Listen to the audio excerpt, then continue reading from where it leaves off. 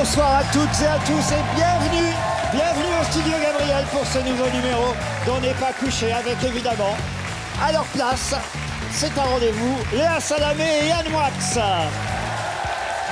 Bonsoir Léa, bonsoir Yann. Émission un peu spéciale ce soir puisqu'avec Léa et Yann nous aurons la chance et l'honneur de recevoir tout à l'heure Michel Polnareff qui publie son autobiographie Sperme aux éditions Plomb et qui, vous le savez, a entamé ce week-end une longue tournée à travers la France et il sera de passage à Paris-Bercy les 7, 8, 10 et 11 mai prochains. Mais laissez-moi vous présenter d'abord ceux qui vont partager une partie de la nuit avec nous. Un de nos plus célèbres top modèles, ambassadrice depuis 18 ans pour une célèbre marque de cosmétiques. Elle détient le record de une du magazine Elle. Vous avez pu la voir les cheveux courts au cinéma, dans le bal des actrices par exemple. Et c'est pour un livre ce soir qu'elle vient nous voir. Nous la recevons pour ce livre qui s'appelle Orae. J'espère que je prononce bien, elle me le dira. C'est publié chez Flammarion. Une méthode anti-âge. Ça peut servir à tout le monde. Et quand on la voit, on se dit que ça fonctionne. Voici Estelle Lefébure.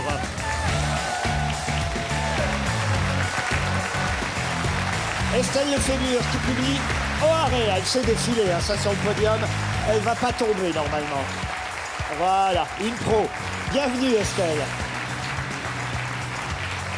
Accueillons aussi, lui non plus, il ne devrait pas tomber normalement.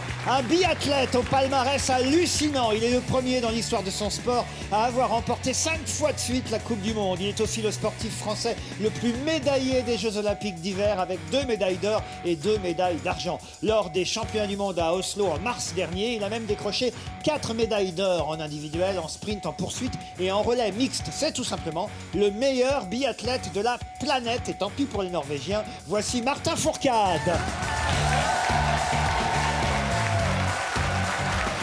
Martin Fourcade, un de nos grands champions français qu'on va apprendre à connaître. Tout sur le biathlon, bravo. Merci d'avoir accepté notre invitation. Accueillons encore un duo de rapports très en vogue depuis quelques mois. Et si l'un des deux s'est d'abord illustré en solo, notamment avec son album Le Chant des Sirènes, récompensé, on s'en souvient, par 2 victoires de la musique en 2012, c'est ensemble qu'ils cartonnent. Sur Canal+, une autre chaîne, dans une mini-série qui s'appelle Bloqué. Et d'ailleurs, ils ont tourné aussi ensemble un film qui s'appelle Comment c'est loin. La bande originale et le DVD de ce film viennent de sortir. Ils seront en concert un peu partout en France cet été dans certains festivals. Voici Orelsan et Gringe sur le plateau d'On n'est pas couché. Orelsan et Gringe pour Comment c'est loin, la BO et le DVD du film. Ils seront le 27 août au festival Rock en Seine, entre autres. Bienvenue à tous les deux. Accueillons encore un jeune économiste, essayiste et chroniqueur au quotidien L'Opinion. Il est devenu en peu de temps la coqueluche des ténors de droite et particulièrement d'Alain Juppé qui avait fait l'éloge de son premier ouvrage « La France est prête, nous avons déjà changé ». Pour l'heure, c'est auprès de Valérie Pécresse qu'il travaille en tant que conseiller. Et ce soir, il va nous parler de son nouveau livre « Aux actes dirigeants » publié aux éditions Les Belles Lettres Fayard. C'est la suite de son premier essai. Voici peut-être un futur ministre de l'économie, allez savoir, Robin Rivaton. Robin Rivaton, dont le livre est sur la table de chevet de tous les politiques en ce moment. Aux actes dirigeants, bienvenue à vous. Orelsan, Estelle connaissent l'émission, sont déjà venus. Je fais toujours un peu le tour pour savoir qui est un peu bisu ou puceau sur le plateau. C'est votre cas, monsieur Rivaton. C'est le cas aussi de Martin Fourcade. Tranquille, vous êtes médaillé. Sur le sport, vous savez, on a très peu de reproches à faire aux sportifs. Vous êtes peinards. Sauf quand ils sont dopés, mais je sais que vous, alors vous êtes anti-dopage à donf, alors. J'essaye. Ah, vous essayez. Ça veut dire quoi, j'essaye? Vous n'y arrivez pas? Non, j'essaye d'afficher une position claire par rapport au dopage, parce que c'est comme ça que j'envisage le sport. Ensuite, c'est sûr que c'est un des fléaux du sport moderne, et en tout cas... je pense montrer qu'on peut réussir sans se doper. En tout cas, on est très fiers de vous avoir sur le plateau parce que c'est vrai, pas l'été, mais l'hiver, en tout cas, quasiment chaque week-end, vous êtes en une, ou si ce n'est pas en une, dans les pages sportives avec une médaille ou un titre supplémentaire. Alors, encore bravo à vous, Martin Fourcade. Mais il y a une tradition, Estelle. Orelsan, vous le savez, on doit démarrer, et tout en réagissant sur les fameux réseaux sociaux #ONPC, on doit démarrer le Flop 10. C'est parti. Et on commence par le sport, justement. Une partie des joueurs du Paris Saint-Germain qui ont profité de 3 jours de repos suite à leur victoire en Coupe de la Ligue samedi dernier. 3 jours de repos pour s'offrir une petite virée, où ça va, à Las Vegas. On a vu les photos dans la presse. Et oui, Las Vegas, pour se reposer, il n'y a pas mieux que Las Vegas. 30 heures de vol aller-retour, 9 heures de décalage horaire. Bon, ils sont un peu cons, les footballeurs, c'est comme ça. S'ils aimaient les casinos, ils avaient qu'à aller à Enghien-les-Bains. C'était à 10 minutes de Paris en bagnole. C'était tout aussi vite fait, franchement. Alors évidemment, vous allez me dire, ils ont le droit de s'amuser. C'est vrai qu'ils ont le droit de s'amuser. D'ailleurs, ils sont partis sans leur entraîneur, vu que sur place, il y avait pas mal d'entraîneuses, faut dire. Notez aussi que Serge Aurier n'était pas invité. Faut dire que lui n'a pas besoin d'aller à Las Vegas pour se faire un very bad trip. Lui, c'est plus simple. Une chicha, périscope, et il se grille pour 3 mois, tout seul, comme un grand. Je me tourne vers le sportif. Ça vous a fait marrer. Vous suivez tous les autres sports dans l'équipe qui vous consacre ça une de temps en temps, quand même. Ouais, je suis tous les autres sports, mais c'est cool. Ils sont partis avec les compagnes à Las Vegas, donc... Ah, leur femme était là? Non, sur la photo, c'est... Ah non, c'est pas leur femme, non. Ah non, le plus drôle, c'est qu'on voit sur cette photo, non, c'est pas sur celle-là, mais sur un autre, il y a un rugbyman qui s'est fait piéger, qui fait partie du groupe. Il était là par hasard, enfin par hasard. En tout cas, non mais si, c'est vrai. Oui, il a séché le match. Lui, il a Il a non, menti. parce qu'il était blessé. Il a menti. Il pouvait pas jouer, il était blessé, faut être honnête. Mais quand même, il avait dit à son entraîneur qu'il allait voir une grand-mère malade en Argentine. T'as vu la gueule de la grand-mère? Allez, 9e place du Flop 10. La Roumanie, exclue de l'Eurovision à cause de la dette accumulée par la télévision publique, dette du pays qui s'élèverait à plus de 14 millions d'euros, une somme que la Roumanie devrait à l'Union européenne de radio-télévision qui organise le concours. Oui, 14,5 millions de dettes pour être très précis. Comme ça, maintenant, on le sait, un Roumain qui fait la manche, c'est pas pour lui, c'est pour aider la télévision publique roumaine. La chanson de la Roumanie s'appelait Moment of Silence. Ça pouvait pas mieux tomber parce que ça va vraiment être silencieux, vu qu'ils l'ont éliminé d'avance. Mais après tout, c'est bon pour nous. Encore une vingtaine de disqualifications d'autres pays et notre candidat aura enfin une chance de gagner. S'il vous plaît, faites-le gagner. Il est pas mal. Orelsan, on vous a pas proposé Non. On t'a proposé? Non, moi non. Non, je sais que vous ne chantez pas, Estelle. Ah non, c'est bon. Mais Orelsan, il chante, lui, quand même. Je crois que je le ferai pas. Pourquoi vous ne le feriez pas? Je sais pas, c'est pas dans mon plan de carrière, en fait, tout simplement. Ça, je me doute bien, mais je vous vois bien tous les deux, avec Grinch, faire les cons sur la scène de l'Eurovision. Pourquoi pas? Non, vous n'êtes pas d'accord? Si, pourquoi pas, ouais, une espèce de caméo déguisé, alors un truc... Ouais, c'est vrai que... quelque chose. c'est vrai Ouais, pour saboter la chose, peut-être. C'est ça pour ça. Bah, En matière de sabotage, je pense qu'on a quelques Non, mais idées. peut-être qu'on gagnerait avec vous, en fait. Je vous regarde et il y a peut-être plus de chances que ce qu'on a fait jusque-là. La non France serait exclue de l'Europe.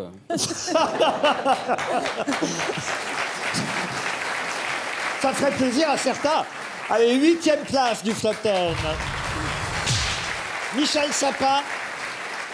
Michel Sapin qui a été accusé d'avoir fait claquer l'élastique de la culotte d'une journaliste. C'est une vieille histoire hein, qui a été ressortie par deux journalistes qui ont écrit un livre. Ça se serait passé à Davos, au forum de Davos en 2015. C'est ce que racontent en tout cas Stéphanie Marteau et Aziz Zemouri dans leur livre L'Élysée Off. Heureusement, ouf, on a eu peur, Monsieur Sapin a évidemment démenti cette histoire d'élastique. Franchement, ça se fait pas. Faire claquer comme ça l'élastique d'une culotte, c'est des trucs qu'on fait en primaire. Hein. Ce qui expliquerait, remarquez, pourquoi les finances de la France sont pas au top. Le ministre n'est pas au niveau, il est encore niveau primaire, vous voyez. On a de la chance, quand même, que M. Sapin soit pas tombé sur Mme Valérie Trierweiler. Paf, on se serait tapé un bouquin de 300 pages sur l'élastique et la culotte. De toute façon, on ne peut pas parler de misogynie ou de machisme, puisqu'il paraît, Léa, je ne sais pas si vous avez lu le livre, il paraît que le ministre des Finances aurait fait la même chose avec l'élastique du slip de M. Mamère. Ah, donc il a une obsession. Non, je suis pas... Oui, sur les Monsieur détails. Il Sapin a voulait quelque chose voir les avec boules de Noël. Elle s'est fait avoir. Elle y a cru en plus.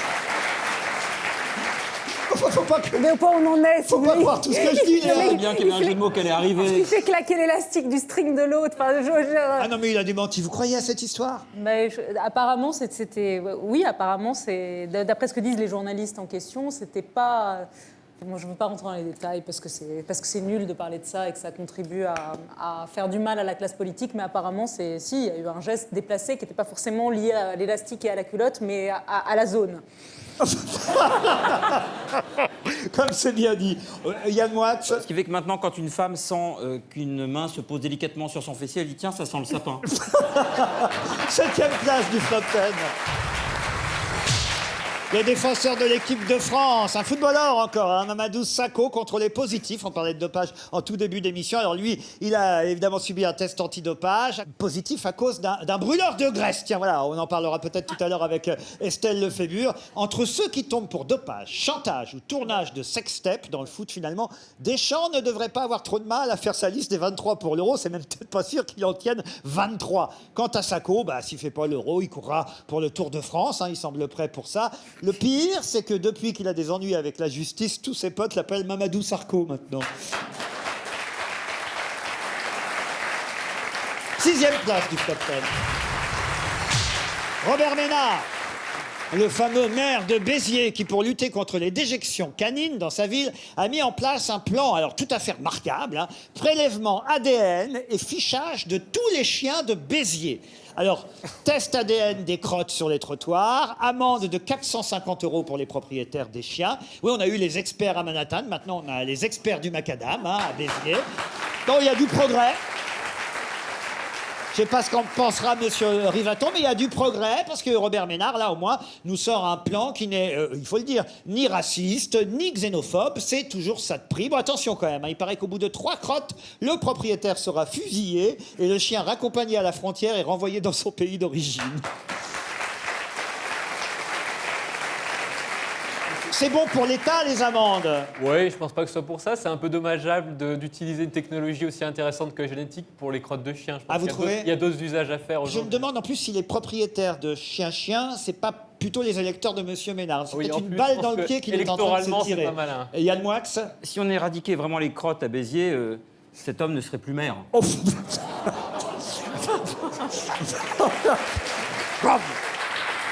Alors on enchaîne avec la 5e place du Flop 10. Et le fameux mouvement « Eh oh, la gauche !» Un mouvement créé par Stéphane Le Foll pour soutenir le bilan du président. Il paraît que Manuel Valls avait proposé, lui, un autre nom. Ta gueule, Macron, mais ça n'a pas marché. Vu le bilan du quinquennat, moi, j'aurais plutôt appelé ça « Et plouf, la gauche !» Pourquoi pas aussi tant qu'on y est dans le cul la droite, vous voyez. Non mais franchement, « Eh oh, la gauche !» C'est mou comme slogan. Et puis, si ça inspire les autres, on va se retrouver avec des slogans à la con pour tous les partis. « Coucou la droite !»« Youpi, youpi les Verts !»« Hi le FN !» Puis franchement, créer un mouvement pour convaincre son propre camp, c'est vous dire si le bilan est bon à gauche. D'ailleurs, si François Hollande veut vraiment convaincre que son bilan est positif, c'est pas à Le Foll, c'est pas à Le Drian, c'est pas à Madame Touraine qu'il doit donner une tribune. C'est à Monsieur Mesmer, lui, il peut nous convaincre, c'est le seul. Et oh, la gauche, fallait le trouver, hein, Léa. Oui, c'est Blanche-Neige, non? Ils se sont inspirés de... Ah oui, des 7 nains. Eh oh, je rentre du boulot. Un grand moment de solitude vécu par Léa Salamé. Non, pour me sauver de ce moment de solitude atroce, donc je n'ai aucune chance pour l'Eurovision, je précise. Non, je préfère retenir, parce qu'on les gratine beaucoup, François Hollande, je préfère retenir quand même les bonnes nouvelles économiques de la semaine, c'est vrai. avec la baisse du chômage. Deuxième moment de solitude pour toi. Non, la baisse du chômage, et puis le contrat record de sous-marin pour une entreprise française, et puis Thales aussi qui annonce des embauches. Je veux dire, tout, on n'est jamais content, et ce pays est tout le temps traversé de passions tristes et de tourments, c'était plutôt une bonne semaine pour l'économie. Monsieur Rivaton, ça va mieux ou pas alors? Même si ça reste à confirmer, il va dire que ça reste à confirmer. Évidemment qu'on attend 2 ou 3 mois consécutifs. Peut-être le dire lui-même. Il va le dire, je le précède. Alors ça va mieux ou pas, Monsieur Rivaton? Ça va un tout petit peu mieux. Ah, Mais quand même, là à faire du triomphalisme, comme on l'a vu dans cette scène assez pathétique, je pense qu'on ne peut pas s'en permettre aujourd'hui d'être aussi triomphant. Il faut attendre un peu, évidemment. 4e place du Flop 10. Manuel Valls qui lui n'a pas pu se rendre lundi au rassemblement EO La Gauche parce qu'il avait un rendez-vous de la plus haute importance. Il était au Mont-Saint-Michel pour parler transport et tourisme. C'est quand même la loose pour Manuel Valls. Il avait l'ambition d'être présidentiable et il se retrouve à bouffer de l'omelette au Mont-Saint-Michel avec Hervé Morin. Vous me direz, entre centristes, ils ont dû bien s'entendre, mais quand même, il doit avoir l'impression, le pauvre Manuel Valls, de s'être fait avoir. Macron fait la une de Paris Match, de l'Express, et lui fait la une de la Manche Libre. On espère au moins qu'il a repris 2 fois de l'omelette. Hein. Il doit être jaloux comme c'est pas permis, monsieur Macron, en ce moment, quand même. Oui, oui, je pense qu'il est, oui, jaloux, oui, comme tout le monde, ils peuvent plus le supporter là. Vraiment, je pense que c'est épidermique. Toute la gauche, ne peut plus supporter Macron. Qui n'était pas non plus d'ailleurs à la maison, non pas de la chimie, mais à la faculté de médecine lundi où se déroulait le fameux meeting. Ils l'ont pas invité. Je pense qu'ils vont lui sortir pas mal de choses dans les prochaines semaines pour essayer de le planter. Ah oui. Est-ce qu'il va survivre à ça, le rapport avec les banques, avec les lobbies, on verra. Mais je pense qu'ils vont sortir des trucs sur Macron. Alors justement, à la 3e place du flop, peut-être le buzz autour d'Emmanuel Macron. En effet, c'est pas lui forcément d'ailleurs, hein, mais on crée un buzz dès qu'il ouvre la bouche. C'est la mode en ce moment. Monsieur Macron aurait dit, hein, c'est ce qu'on a pu lire, qu'il n'était pas l'obligé de François Hollande, ce qui a donné des titres. Alors, mais partout dans la presse, Macron défie Hollande, Macron provoque Hollande, Macron n'est pas l'obligé du président, Macron estime ne pas être l'obligé de Hollande. Pourtant, si on lit la déclaration exacte d'Emmanuel Macron dans le Dauphiné libéré, la phrase, évidemment, est une fois de plus sortie de son contexte. Il a très exactement dit, il faut quand même lire ce qu'il a dit avant et ce qu'il a dit après. J'ai une loyauté personnelle envers François Hollande. Ça, quand même, c'est une phrase importante, mais celle-ci, personne ne la répétait, évidemment, cette phrase-là. J'ai une loyauté personnelle envers François Hollande. Je lui dois de m'avoir fait confiance et de m'avoir nommé au gouvernement. En même temps, virgule, lorsqu'un président nomme quelqu'un ministre, il le fait parce qu'il pense que c'est bon pour son pays, pas pour en faire son obligé. Bon, alors franchement, quand on lit toute la phrase, on est quand même loin du buzz orchestré. Qu'est-ce que vous en pensez, Léa Salamé? Les journalistes en font trop avec Emmanuel Macron. Ou bien sûr que ça ne méritait pas un tel buzz, mais ça vous surprend, Laurent? Mais que ce soit Emmanuel Macron ou vous, quand vous donnez une interview, on vous prend une phrase et on la sort du contexte, et on la transforme totalement. Et on la transforme et c'est repris par les réseaux sociaux. Donc on connaît le fonctionnement, du coup il n'y a plus de surprise. Non, moi je suis curieuse de savoir dans 3 mois, il est où Macron? Est-ce qu'il aura réussi sa transgression ou est-ce que ce sera bidon? Je ne sais pas. Ah bah, ce qui est sûr, c'est qu'il a quand même des ambitions présidentielles. D'ailleurs, c'est normal qu'il soit pressé d'être président, vu que sa femme a été sa première dame quand il avait à peine 17 ans. Mais heureusement, aujourd'hui, il n'a que 38 ans. Il pourra se présenter encore en 2022, en 2027 et même en 2032, ce qui n'est pas le cas de tout le monde quand même, alors. Il paraît qu'il vous consulte aussi, Emmanuel Macron. J'ai vu quelques fois, je dirais pas qu'il me consulte. Ah, ça veut dire quoi? Je l'ai vu quelques fois. C'est qu'il a lu, mes livres, il les a appréciés, on en a discuté. Voilà, ça mais vous êtes allé à Bercy, par exemple? Je suis allé à Bercy, oui. Ah non, mais c'est intéressant, racontez comment c'est, est-ce que maman est là, enfin des trucs... Pour un mec comme vous, c'est l'équivalent de Disneyland, Bercy. Oh, oui, c'est... Vous montez dans un grand ascenseur, vous allez dans un grand bureau et vous discutez avec quelqu'un, ça n'a absolument rien d'excitant, au-delà du fait de discuter avec quelqu'un qui est relativement brillant et que je pense qu'il a des bonnes idées pour ce pays. Parfait, on en reparlera forcément avec vous tout à l'heure. 2e place du Flop 10. Nicolas Sarkozy, qui était mardi à Nice pour une réunion électorale et qui s'en est pris, évidemment, aux participants de Nuit debout. Nous ne pouvons pas accepter que des gens qui n'ont rien dans le cerveau viennent sur la place de la République donner des leçons à la démocratie française. Ah, on voit qu'il a changé, Nicolas Sarkozy, tout en retenue, tout en nuance. Plus rien à voir avec le Sarkozy de 2007. Heureusement qu'il n'est pas président, il nous aurait fait une Kadhafi et bombardé la place de la République. Non, franchement...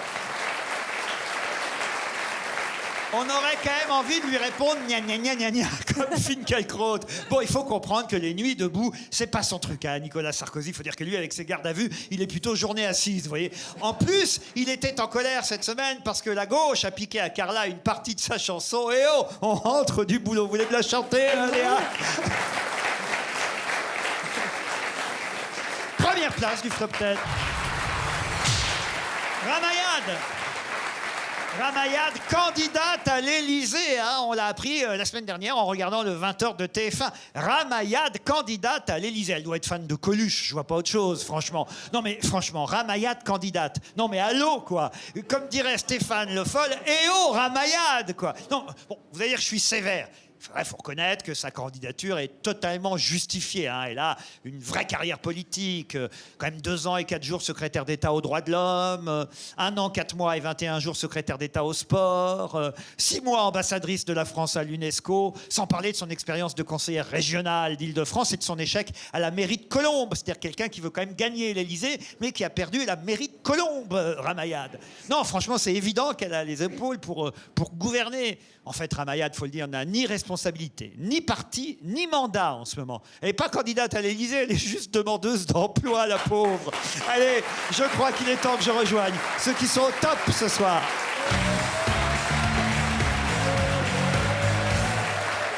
On va demander, parce qu'on ne sait jamais, là, il y a tellement de candidats, il n'y a personne ici qui souhaite se présenter à l'Élysée. Non. L'Eurovision, déjà, c'est limite.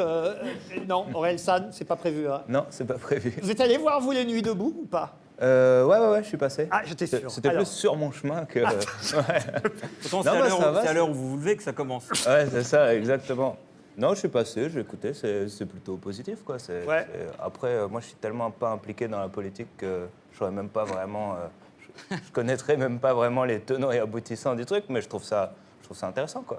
Pour moi, je vois que quelque chose de positif, quoi. En tout cas, c'est vrai que ces jeunes-là sont motivés politiquement, manifestement. Ils ont l'air. C'est un peu tout l'inverse de vous, en tout cas dans le film. Hein. Comment c'est loin, c'est le DVD et aussi le titre de la bande originale du film. Le film est sorti il y a combien de temps, d'ailleurs, dans les salles de cinéma? C'est sorti en décembre, c'est sorti il y a 6 mois. Voilà, moi je ne l'ai pas vu passer, je dois Ouais. dire. C'est bien dommage, parce que j'en aurais dit le plus grand bien, et je conseille à ceux qui ne l'ont pas vu de louer ou d'acheter ou de voler votre DVD, faites comme vous voulez.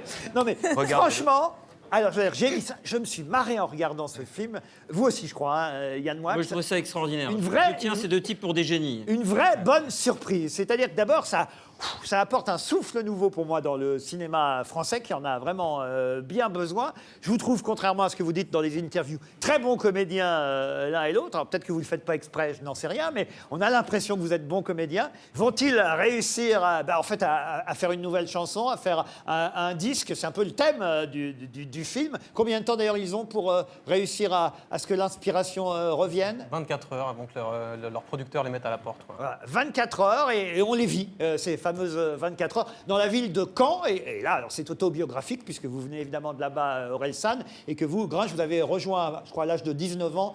C'est ça, ouais. Vous ne saviez Ouais. pas que vous le rejoigniez, mais en tout cas, vous êtes parti vivre à Caen et c'est comme ça que vous êtes rencontrés. Ouais, c'est ça. Année d'adoption, on s'est rencontrés l'année de mon arrivée et on a monté un groupe dans la foulée. Et vous avez même hanté les radios. Ça, on le voit d'ailleurs au début du film. Ça aussi, c'est une partie autobiographique. Hanté les radios régionales, radios locales, où vous alliez faire du rap sur des bandes son C'est ça. déjà existantes. Hein, c'est ça? Un peu tout écumé, ouais. Comment c'est loin? Yann Moix va vous en dire un peu plus dans un instant. Léa Salamé aussi, mais on vous conseille le DVD. Voici la bande-annonce. Guillaume Tranchant. Gringe. Moi, c'est Gringe, moi. Aurélien. Aurel. Il s'appelle Aurel, en fait. Pour moi, le rap, c'est easy, comme un exercice de maths. Même si t'es mort dans l'œuf, même si t'es mort sur l'île de Pâques. Je rappe, je mets leur album à l'amende avec un seul track, un seul bac. Ces jeunes gardins rêvent de vivre dans une pub de parfum. Et depuis, vous n'avez pas fini un seul morceau. Non mais ça prend du temps de faire un bon morceau. Ça quoi? Ah ouais, mais on peut pas aller plus vite que la musique, nous. Arrête de te foutre de ma gueule, Gringe. Vous avez fait 7 maquettes en 5 ans. Et si on vous fait un son pour demain? Mais vous êtes pas capable de faire un son, les mecs. Mais si on est capable. Mais non, t'es pas capable, non. Non. Ouais mais c'est mort, c'est impossible, on a du boulot, il y a 0 chance qu'on sorte. Moi,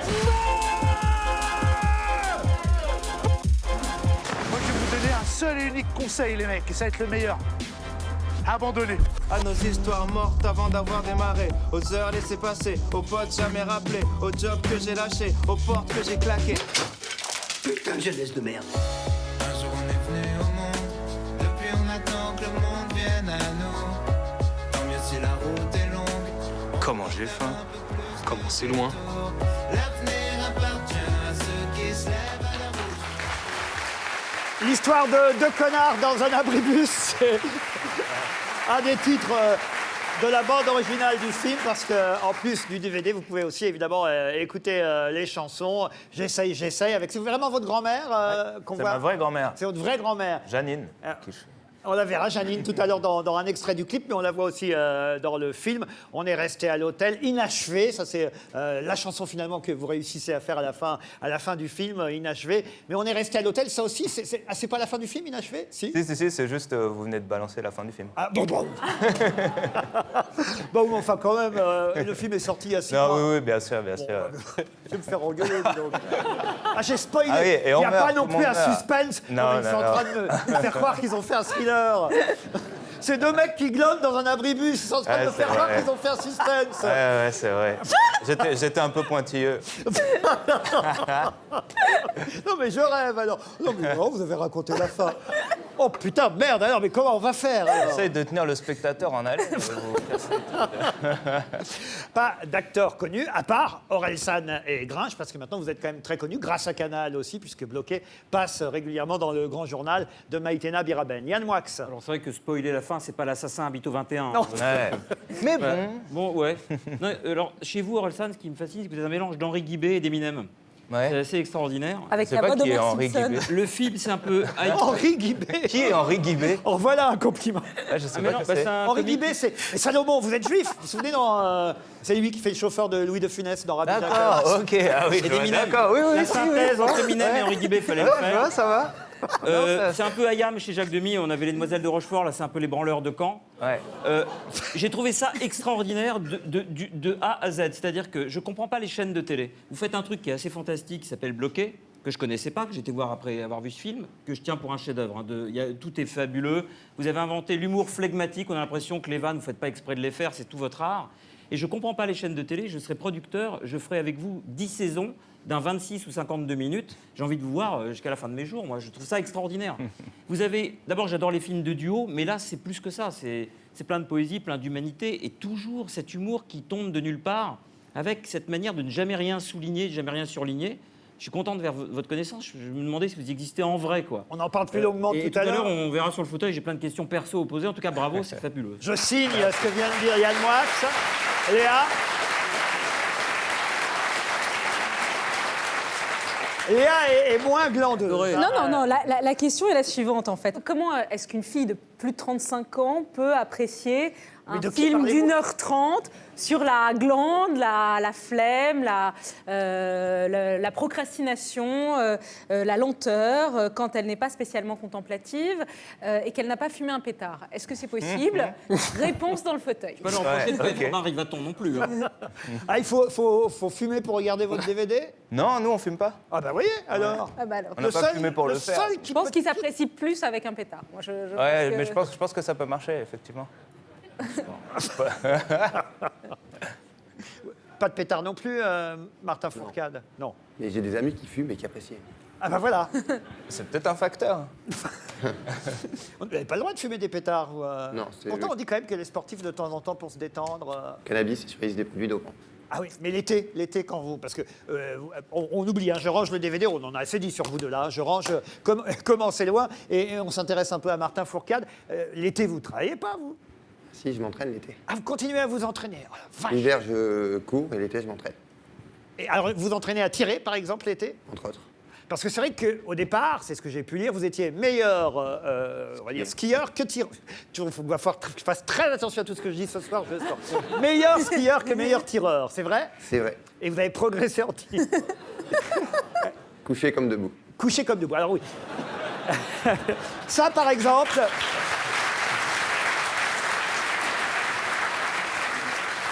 Ça, par exemple, c'est ce que vous faites l'été pour vous entraîner? Ça, typiquement, c'est ce que je fais l'été pour m'entraîner. Mais alors, cet hiver a été un hiver absolument incroyable pour vous. On vous a vu régulièrement à la une des journaux. En quoi il a été? Vous avez vu la une de l'équipe. C'est pas si souvent quand même pour ce sport-là de faire la une de l'équipe. Pourquoi elle a été aussi fabuleuse cette saison et particulièrement ce week-end où l'équipe a titré avec ce magnifique adjectif fabuleux? Parce que j'avais 2 objectifs cet hiver, les championnats du monde et la Coupe du Monde. Et j'ai vraiment réussi à m'imposer sur les deux. Et le gros défi était ça. En médaille olympique, parce qu'il ne faut pas mélanger toutes les compétitions, il y en a beaucoup. En médaille olympique, vous avez quoi? J'ai 2 médailles d'or et 2 médailles d'argent. 2 médailles d'or, 2 médailles d'argent. Et vous comptez évidemment... Ça, c'est votre vitrine à la maison, ça? Non, c'est pas la maison. Je suis pas encore assez mégalo. chez un de mes partenaires. Ah bon, ça fout la trouille quand même. Hein. Ouais, ça fait peur. Donc champion du monde, combien vous avez gagné de titres de champion du monde? Je sais pas. Ah, comment ça, vous savez pas? J'ai dit je suis pas assez mégalo pour... Ah, vous les notez pas tous alors? Non, bah, c'est des super moments avec énormément d'émotions, mais c'est vrai que j'essaie de me focaliser sur ce que j'ai envie de faire, plus que sur ce que j'ai déjà réalisé. Je trouve que c'est la meilleure manière de continuer à progresser. Vous avez senti une bascule, en tout cas, en termes de notoriété. C'est vrai que depuis maintenant, on va dire 1 ou 2 saisons, voilà, on connaît votre nom. Martin Fourcade, ça sonne aux oreilles des Français. Et on commence par s'intéresser un peu plus au biathlon. Je crois même que maintenant, il y a une chaîne qui diffuse les compétitions, ce qui n'était pas le cas avant. Ouais. Alors, j'ai senti une bascule après les Jeux de Sochi, en 2014, quand je deviens champion olympique. Et depuis que l'équipe 21 diffuse la totalité de la Coupe du Monde de biathlon, c'est sûr que c'est aussi une grosse exposition avec des belles audiences. Donc voilà, c'est aussi la preuve que ça plaît. Bon, alors, en tout cas, tout à l'heure, vous nous expliquerez dans le détail, pour ceux qui ne connaîtraient pas encore bien le biathlon, en quoi ça consiste. Je ne suis pas sûr que Léa Salamé soit une grande spécialiste, mais si. elle a dû travailler. Parce qu'on a été tellement mauvais avec Amélie Mauresmo la semaine dernière. Ah oui. On était vraiment... on était nuls. Surtout moi, j'avoue. Non, mais c'est vrai que j'ai un peu travaillé quand même. Et ce qui est intéressant chez vous, c'est que vous êtes à la fois très lisse, un peu gendre idéal, et à la fois vous tapez.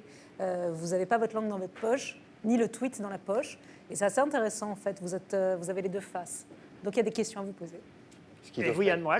Vous fumez pas, vous droguez pas, vous n'êtes pas mégalo, vous êtes fidèle. Oui, mais il a une carabine. T'as bien des défauts, mec, et d'ici le fauteuil, je les trouverai. Félicitations en tout cas pour votre saison. On en reparlera. La méthode anti-âge d'Estelle Lefébure. Ça nous concerne tous.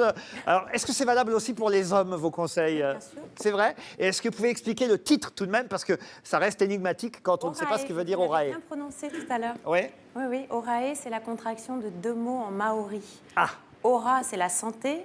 Et Oré, c'est la pagaie, la rame. Ah, très bien. Donc il faut ramer. Orae, la gauche, ils auraient pu prendre ça en fait, parce qu'ils rament pas mal. Presque. Alors, donc ça peut marcher pour les garçons aussi? Oui, tout à fait. C'est un livre qui est accessible pour tous. La boisson 10 ans de moins, par exemple, je peux essayer? Oui, oui, le smoothie anti-âge. Ah, c'est incroyable. Là, alors écoutez, un peu de lait de noix de coco, de l'ananas, une banane, du café de curcuma. Ça se trouve facilement, ça, du café de curcuma? C'est une cuillère à café de curcuma. Ouais. Oui, oui. Ah.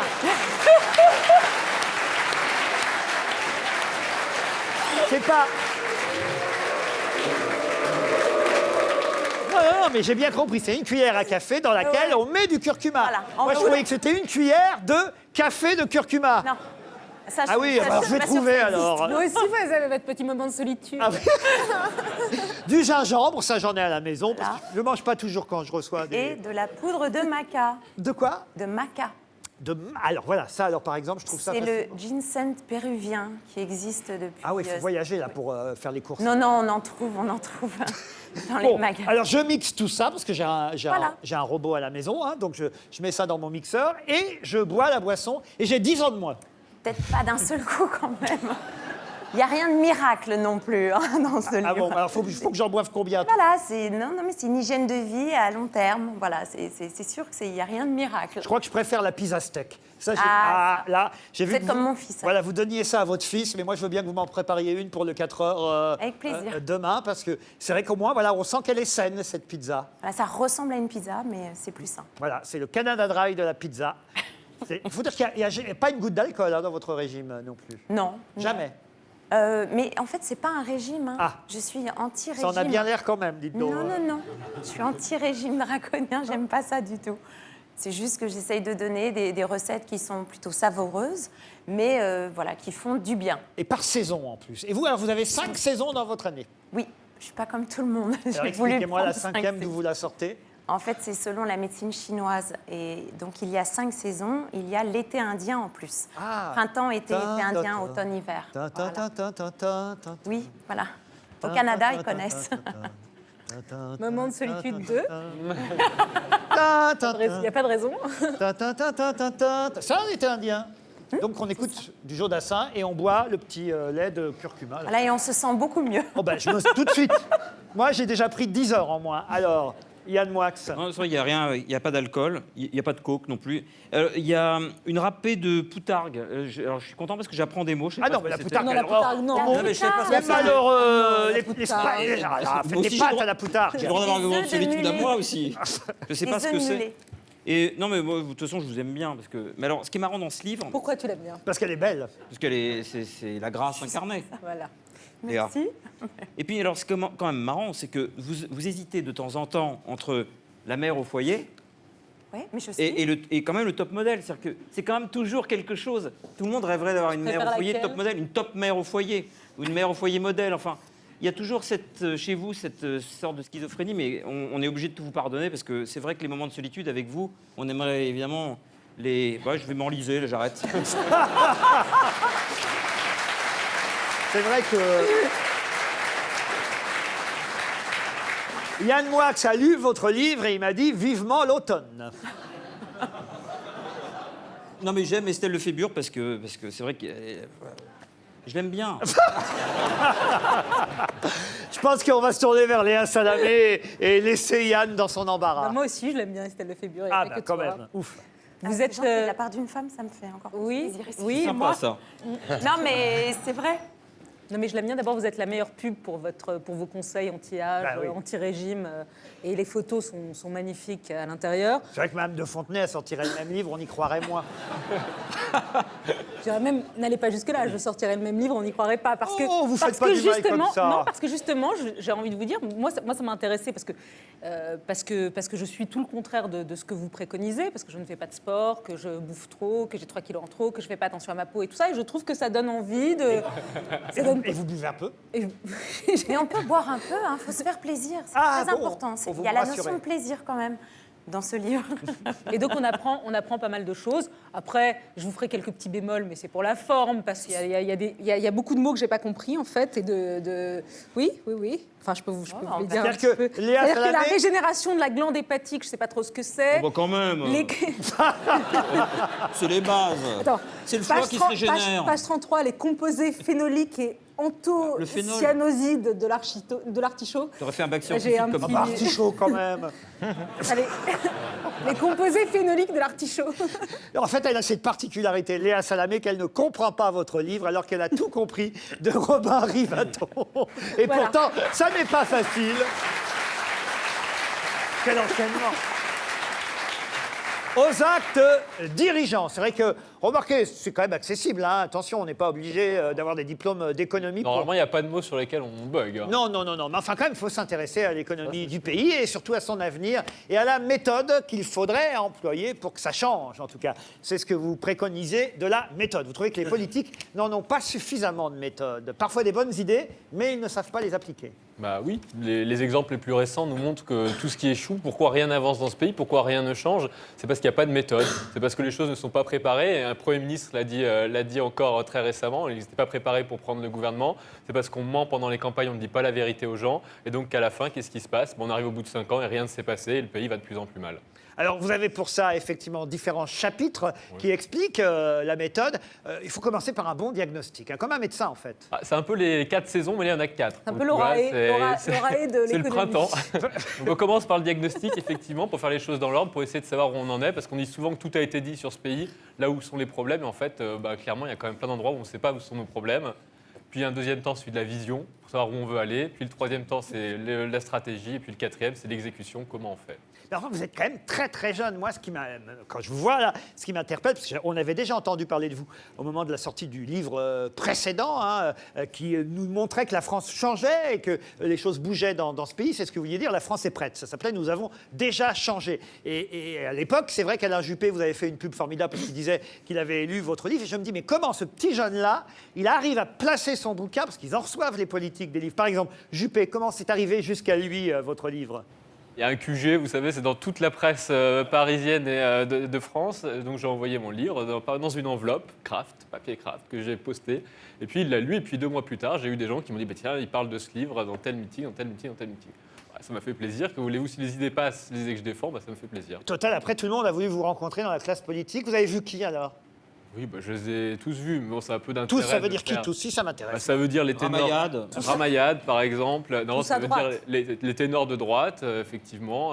Donc, notre ministre Manuel Valls, Emmanuel Macron. les 7 nains. Non, j'ai vu plutôt à droite, effectivement. Et c'est vrai que. Donc Juppé, oui, Fillon. Juppé, Fillon, Ouais. Sarkozy. Nicolas Sarkozy Bruno aussi? Oui. Nicolas Sarkozy aussi. Bruno Et Le Bruno Maire. Le Maire? Voilà, oui, tout à fait. Parfait. Donc, Ça va voilà. jusqu'à Monsieur Mariton ou pas? Oui, j'ai vu aussi Hervé Mariton. Ah, mais donc vous voyez tous les candidats, vous alors?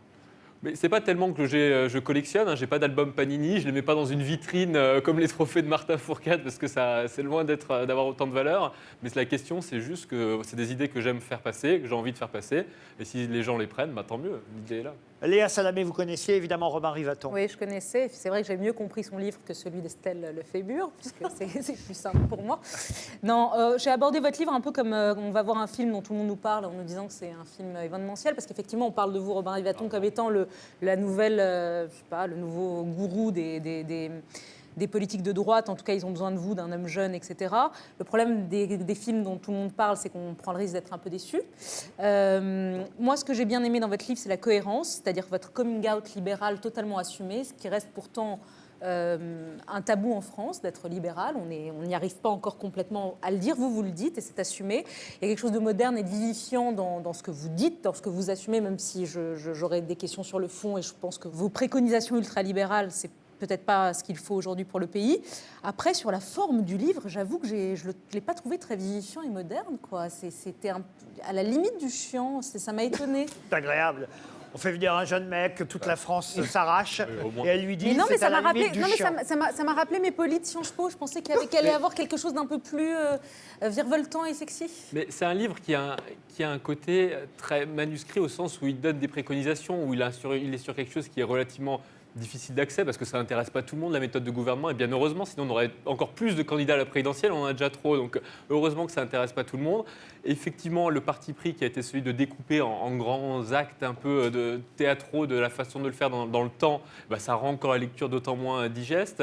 Mais bon, l'idée, c'est vraiment de faire passer l'idée que la méthode est cruciale pour les politiques. C'est un livre qui s'adresse beaucoup aux politiques, c'est reconnu. C'est peut-être pour ça aussi qu'ils l'apprécient, parce que c'est facile à lire. Et donc, peut-être que la facilité de lecture était aussi un avantage. Ils voient beaucoup de gens, ils lisent beaucoup de choses. Donc, c'est important qu'ils aient des choses faciles aussi à lire. Elle parlait de Sciences Po, Léa Salamé, avant que je donne la parole à Yann Moix. Vous, par exemple, d'où vous sortez? Quel a été votre parcours pour pouvoir écrire ainsi? Parce que quand même, donner des conseils aux politiques sur l'économie, c'est pas le premier venu qui peut le faire. Donner des conseils, après, encore une fois, tout le monde peut donner des conseils. La question, c'est est-ce qu'ils sont considérés comme avoir un peu de valeur ou pas? Alors justement, pour qu'ils aient de la valeur, il faut que vous ayez un parcours. C'est quoi votre parcours? Moi, j'ai étudié 3 ans à l'IEP de Grenoble, et puis j'ai étudié à Paris à Sciences Po et à l'ESCP. Voilà. Yann Moix. Vous avez quel âge? 28 ans. 28 ans. Yann. Alors cet été, comme je savais que je faisais cette émission cette année, j'avais lu le tome 1, si j'ose dire, La France est prête.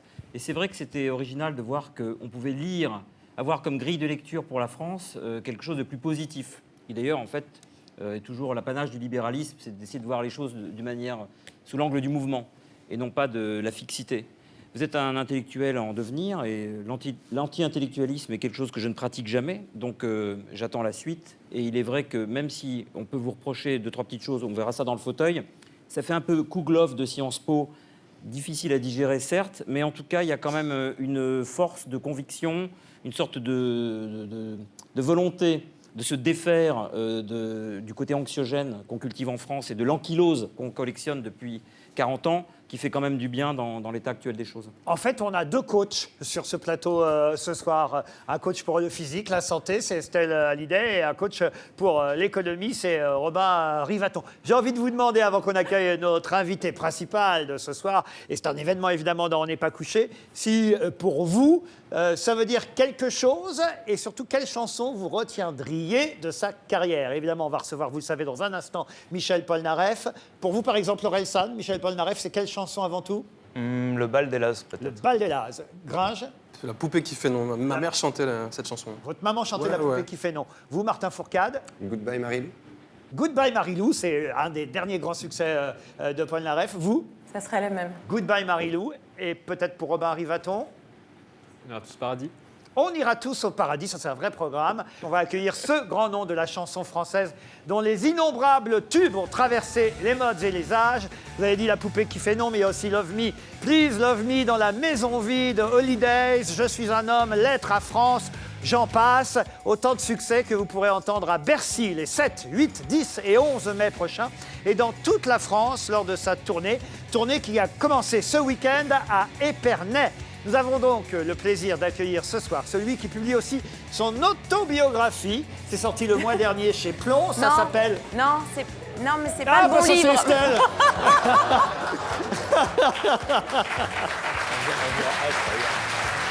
Voilà. Vous me troublez, Estelle, hein? L'autobiographie de Michel Polnareff s'appelle Sperme. Voici Michel Polnareff sur le plateau d'On n'est pas couché.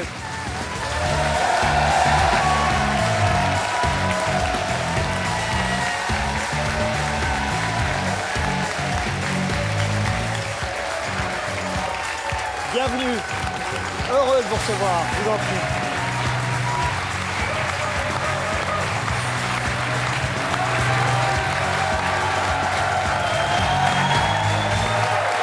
Michel Polnareff pour la première fois dans On n'est pas couché.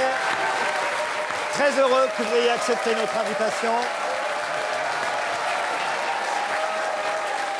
D'abord, votre présence.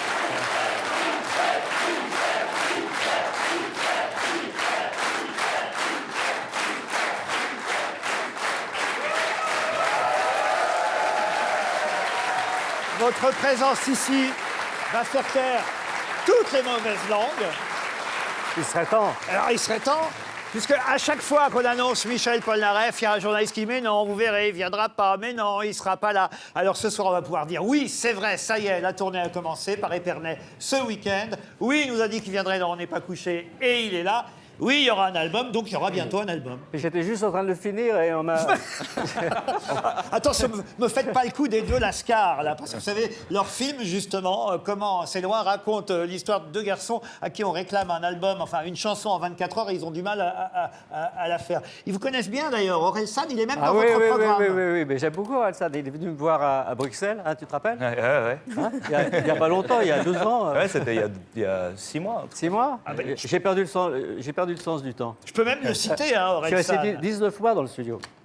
Il dit de vous, Orelsan, la parfaite adéquation entre les mélodies et la densité de l'écriture, c'est Polnareff. Aussi loin que je me rappelle, j'ai toujours écouté Polnareff, je me souviens de la naïveté avec laquelle je vivais l'histoire du bal des Lazes ou me laissais porter par Qui a tué grand-maman, sans vraiment en comprendre le sens. Vous compreniez pas les chansons à l'époque? J'avais 4 ans. Ah oui. Là, évidemment, on peut lui pardonner. On peut, oui. Mais le fait qu'il s'en souvienne, ça vous touche? Bien sûr.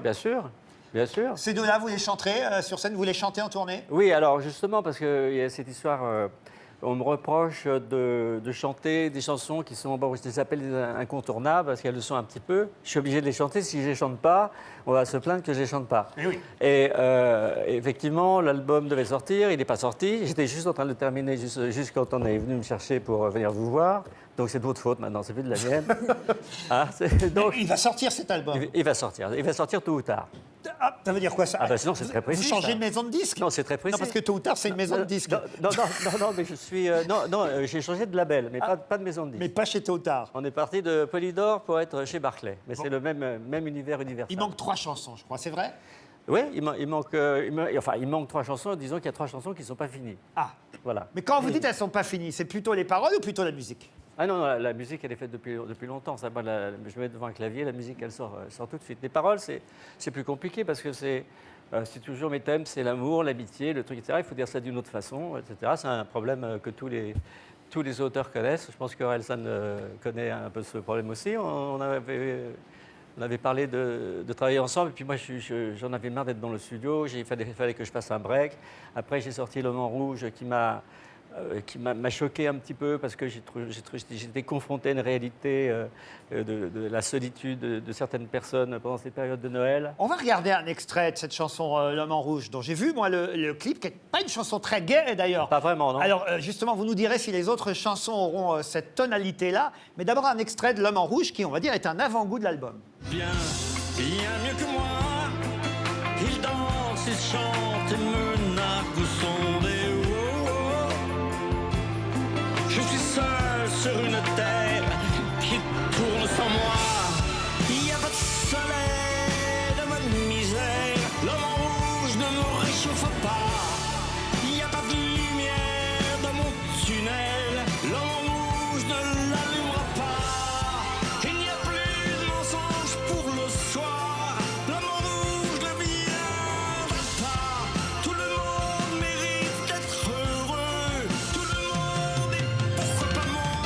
L'homme en rouge. La preuve qu'il y a de nouvelles chansons, ça, c'en était déjà une. Mais je crois savoir que les autres chansons, les autres textes, et on parlera peut-être des mélodies aussi, mais les autres textes seront plus joyeux que celui-là. Oui, c'est ça. Oui, définitivement. J'ai eu moi-même, je veux dire, un problème pour me sortir de cette chanson tellement moi-même elle m'a touché. C'est assez drôle. Je me suis pris un boomerang dans la tête. C'est-à-dire, je me suis fabriqué un boomerang sans le savoir, parce que cette chanson, pour moi, est tellement... il y a une telle solitude dans le monde, c'est d'où le succès des réseaux sociaux. Je veux dire, où malheureusement, des fois, la communication n'est pas tellement marrante, parce qu'il y a des gens qui sont très courageux derrière. Les moussaillons le savent, ça. Hein, Les moussaillons sont vos fans, hein. Oui. C'est ainsi que vous les appelez, puisque vous êtes l'amiral. C'est l'amiral. Eh oui, évidemment. Oui. Et je le dis pour les 3-4 qui ne connaîtraient pas encore Michel Polnareff. Oui. Il y en a toujours, vous savez. Hein. Oui, je sais, on a beau faire. Hein. Ah bah, vous parlez des internautes. Justement, sur le bandeau rouge du livre, il y a cette fameuse phrase « Tous ces mots sans voix qu'on se dit avec les doigts ». Quand d'ailleurs vous aviez écrit ce vers, cette phrase-là, on n'en était pas encore à ce qu'on vit aujourd'hui. Oui, c'était dans Goodbye Marilou, si je ne me trompe pas. Ouais. Parce que maintenant, je confonds toutes les chansons, parce que je suis en plein... je suis dans deux ou trois trucs en même temps, parce qu'il a fallu que je termine le disque qui n'est pas terminé, que j'écrive un livre qui lui est terminé, et que je prépare les répétitions pour la tournée. Bon, ça en même temps. Cette tournée, elle commence ce week-end. Vous avez quand même chanté 2 ou 3 nouvelles chansons ou pas? Oui, absolument. Avec évidemment les énormes tubes, mais on vient pour ça d'ailleurs. Il y en a certaines que je vais chanter qui en fait n'ont pas été vraiment des tubes, mais que les purs et durs fans, disons, j'aime pas trop ce mot-là, mais on ne l'a pas encore remplacé par quelque chose de mieux. Je veux dire, M comme Rosie, comme Le Prince en otage, comme La fille qui rêve de moi, des choses comme ça, qui sont... Hein, je pense que... OK. Dans le livre... Dans votre livre, Sperme, puisque c'est le titre, on y viendra tout à l'heure, vous écrivez même « J'ai besoin de revoir mon public et de faire taire les mauvaises langues qui disaient que j'étais fini, terminé. On a toujours dit ça de moi. À 30 ans, j'étais fini. À 40 ans, j'étais fini. Il fallait redéfinir les lignes, non par esprit de contradiction, mais par envie. Une envie que je sentais mutuelle. Les 2 mots-clés de ma vie sont générosité et dialogue. » C'est un dialogue que vous voulez poursuivre avec votre public là, en partant en tournée à travers la France et à Bercy les 7, 8, 10 et 11 mai. Oui, le dialogue, il commence déjà par le polaweb.com, par les réseaux sociaux. Donc, c'est-à-dire que comme des fois, bon, je reste, c'est pas un secret pour personne, un petit peu de temps sans sortir de nouveaux disques, parce que je ne me sens pas... obligé de sortir... Pourquoi vous ne demandez pas à Laurent Voulzy de vous aider?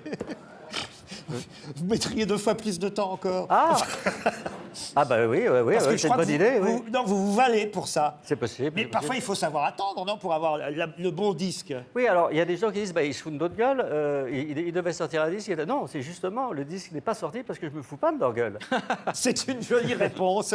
Je cherche la formule pour la prochaine tournée. Ça, c'était au moment où vous écriviez ce livre. Et après, je donne la parole à Léa Salamé et Yann Moix. Là, elle démarrait ce week-end, cette tournée. Je cherche la formule pour la prochaine tournée car je ne peux décidément pas faire la même chose. Je ne veux pas monter sur scène quand je n'ai rien à montrer. C'est comme parler pour ne rien dire. Il y a un peu de surmenage dans l'air en ce moment. Je dois me protéger. Je vais être obligé de chanter mes classiques pour ne pas décevoir. Mais quand même, 3 nouvelles chansons au maximum. Les chansons de mon nouvel album seront trop récentes pour que mes fans puissent se les être déjà appropriées. Il y aura évidemment, il n'y a qu'un cheveu, parce qu'il paraît que pendant... D'ailleurs, je ne dis pas il paraît, moi j'étais à Bercy, je vous ai vu la dernière fois à Bercy, il y a une ambiance incroyable pendant... on s'amuse bien, mais justement, c'est un des mystères de ce métier. C'est je crois, Orelsan qui mentionnait le Bal des Lazes. Le Bal des Lazes était donc une chanson, entre guillemets, importante. Alors qu'il y a qu'un cheveu sur la tête à Mathieu. Vous l'aimiez moyen, celle-là. Non, c'était une blague. Voilà. C'était une blague. Ça reste une blague, d'ailleurs. Oui. Mais c'est formidable. Il y a qu'un cheveu sur la tête à Mathieu. C'est formidable. Ah, voilà, impeccable. OK, je peux aller la chanter avec vous. Voilà. Yeah. On me reproche de ne pas faire de duo, ça y est, c'est une naissance de duo. Voilà. J'ai osé devant Michel Polnareff. Léa, je ne vous conseille pas, hein, quand même. Je leur donne la parole à Léa Salamé et à Yann Moix. Peut-être je vais commencer par Yann Moix, parce que je crois qu'il est encore plus fan que Léa et moi, même si nous, évidemment, mais qui ne peut pas être fan de Polnareff? Mais Yann, je crois que c'est un des numéros 1. Pour moi, j'ai Dieu devant moi, si vous voulez. Dieu. C'est la personne que j'admire, parmi les personnes que j'admire le plus sur cette terre artistiquement. Jimi Hendrix l'a admiré avant moi, les Beatles l'ont admiré avant moi, les Stones l'ont admiré avant moi, Jimmy Page de Led Zeppelin l'a admiré avant moi, donc je ne suis pas un cas isolé, si vous voulez. Mais j'ai pas besoin d'eux. Bowie l'a admiré avant moi. Donc, si vous voulez, l'admiration, ça va de pair avec le fait de simplement avoir écouté une note de musique de Michel Polnareff dans sa vie. Ce que j'aime chez lui, c'est qu'habituellement, les artistes pensent qu'ils sont le centre du monde. Michel, non. Michel Polnareff pense être, au contraire, le centre du temps. C'est-à-dire que le temps est une excroissance de Michel Polnareff. Peu importe qu'on attende 25 ans ou 5 minutes, parce que pour lui, c'est exactement la même chose. Comme il ne croit pas à la mort, ce qui est d'ailleurs paradoxal de la part de quelqu'un qui a écrit « On ira tous au paradis », le temps, finalement, est quelque chose dont il n'a jamais eu la preuve. Alors, je suis très ému de le voir ici, parce qu'il fait partie de ces gens tellement célèbres que lorsqu'on le croise, on a l'impression qu'on a affaire à un sosie. C'est rare. Il n'y a que Michael Jackson à qui on disait « Ça va, Gérard ?» Quand on croisait le vrai Michael Jackson, il dit « Ça va, Gérard ?» Et Michel subit à peu près la même chose. Et maintenant, je crois d'ailleurs qu'on le confond même avec le sosie de Couscous, qui jouait que Jean-Paul Rouve incarnait dans Podium. Brillamment. Et pour moi, si vous voulez, il est l'équivalent dans la musique de Stanley Kubrick au cinéma. Kubrick était un immense perfectionniste, un très grand génie, qui était capable de passer 15 ans entre deux œuvres, dans la mesure où finalement c'était le résultat qui comptait. Et le résultat de l'œuvre de Michel Polnareff, c'est que toutes ces chansons sont totalement intemporelles, au sens où on a toujours l'impression que n'importe quelle œuvre de Polnareff vient de sortir dans les bacs il y a 5 minutes. C'est pour moi le plus grand de toute l'histoire de la chanson française, plus grand que Brel, plus grand que Cabrel, plus grand que tous les nouveaux, tous ceux qui ont eu lieu avant. Et heureusement que j'ai les mêmes lunettes que vous, de Pierre Marly, qui ont été faites spécialement pour moi par Podium, parce que ça ne se voit pas, mais un peu comme vous, je pleure derrière. Bon, écoutez, alors franchement, vous n'avez pas besoin d'autant de compliments, parce que vous le dites vous-même dans le livre, les compliments, vous aimez bien vous les faire vous-même. Vous dites, je ne suis pas un modeste, il ne faut pas être modeste dans la vie. Non, mais bon, je suis très touché par ce que dit Yann. Je veux dire, ça compense vraiment le bashing que je supporte sur les réseaux sociaux actuellement, et qui était basé sur des fausses informations, des trucs. C'est-à-dire qu'en 2007, j'allais pas venir. Et puis en 2016, c'est le public qui ne viendrait pas. Donc voilà, j'ai ça à chaque fois.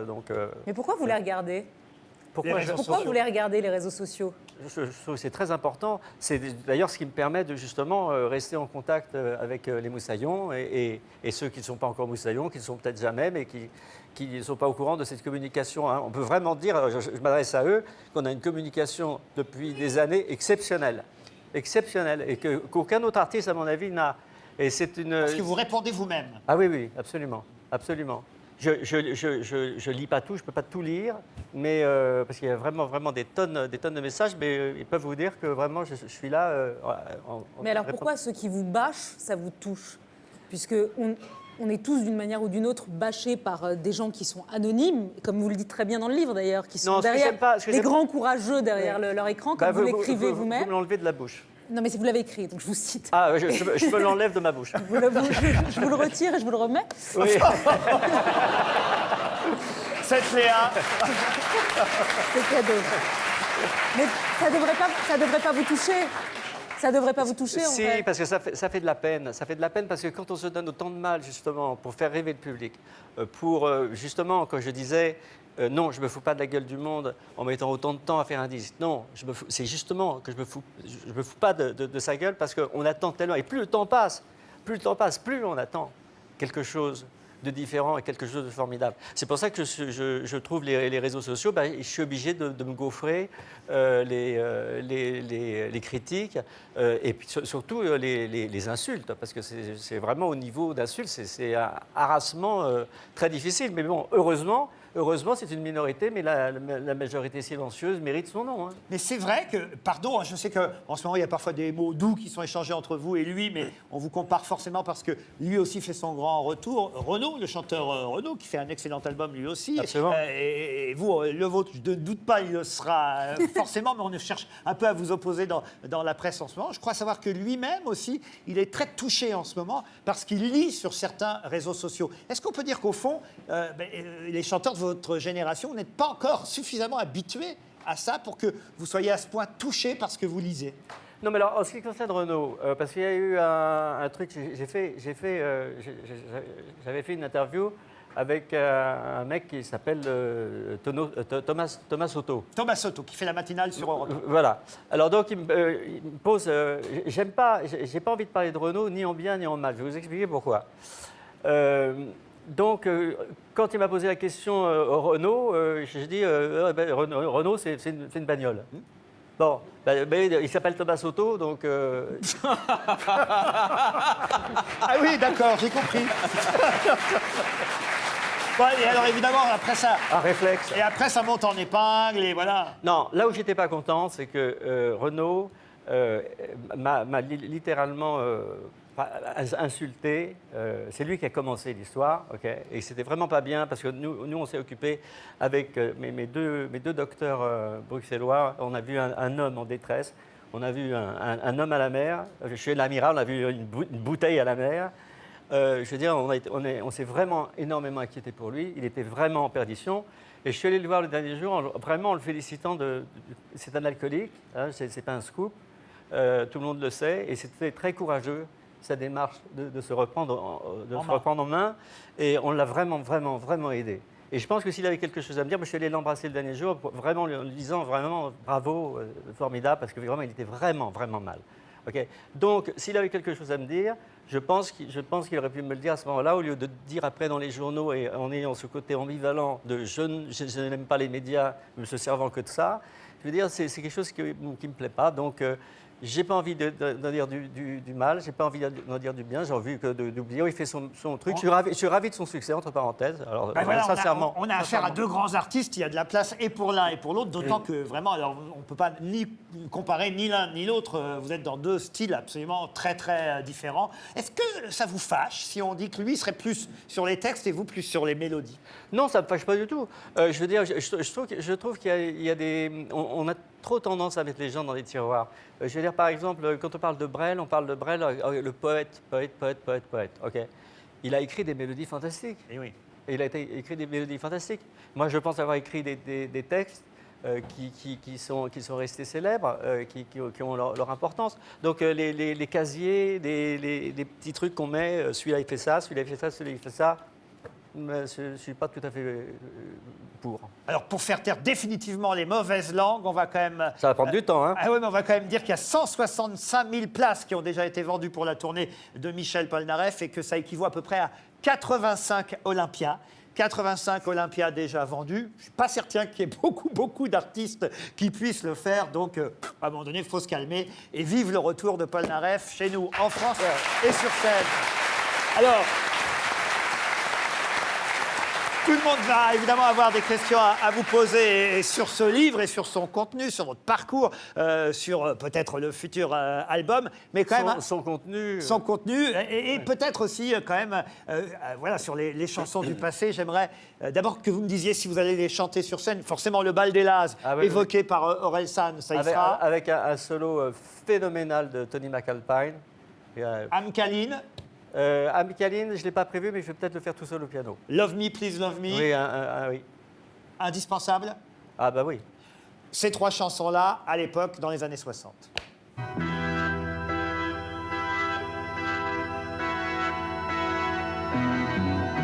Je serai pendu demain matin, ça fera 4 lignes dans les journaux. Je ne suis qu'un vulgaire assassin, un vagabond indigne de ce château. Amkaline, orpheline tout près du soleil, près des étoiles, pour le gîte.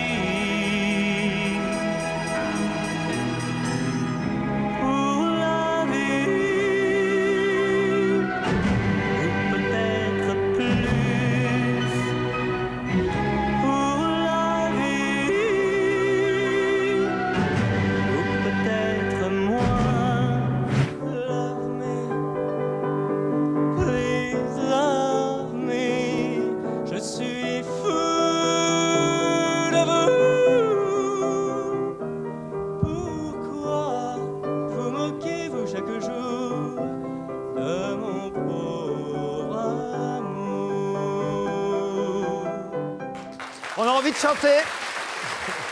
On a envie de chanter en même temps que vous. C'est ce qui se passe d'ailleurs, j'imagine, pendant la tournée. Je montre ce DVD tout à l'heure. On regardera un extrait du DVD sur lequel vous avez énormément travaillé, qui est le DVD de votre dernier retour en France, à Bercy et à travers la France, avec ces images incroyables du public qui vous attendait. Là, c'est un DVD qui s'appelle Classic Vintage, où on revoit les images des années 60, 70 et 80. On est tous émus quand on revoit évidemment ces chansons qu'on connaît tous par cœur et qu'on a tous envie de fredonner. Le public chante en même temps que vous, j'imagine. Ah oui, oui, ben, je les appelle mes choristes d'ailleurs. Et ce sera pareil là. Je veux dire, c'est ça que j'aime, c'est ce partage avec le public. Et scénographiquement, alors, est-ce qu'on peut dévoiler quelque chose de cette nouvelle tournée? C'est assez formidable, oui. C'est assez formidable. Vous dites ceux qui viendront pas vont rater quelque chose. Ah oui. Ah oui. C'est une raison pour laquelle j'y vais moi-même.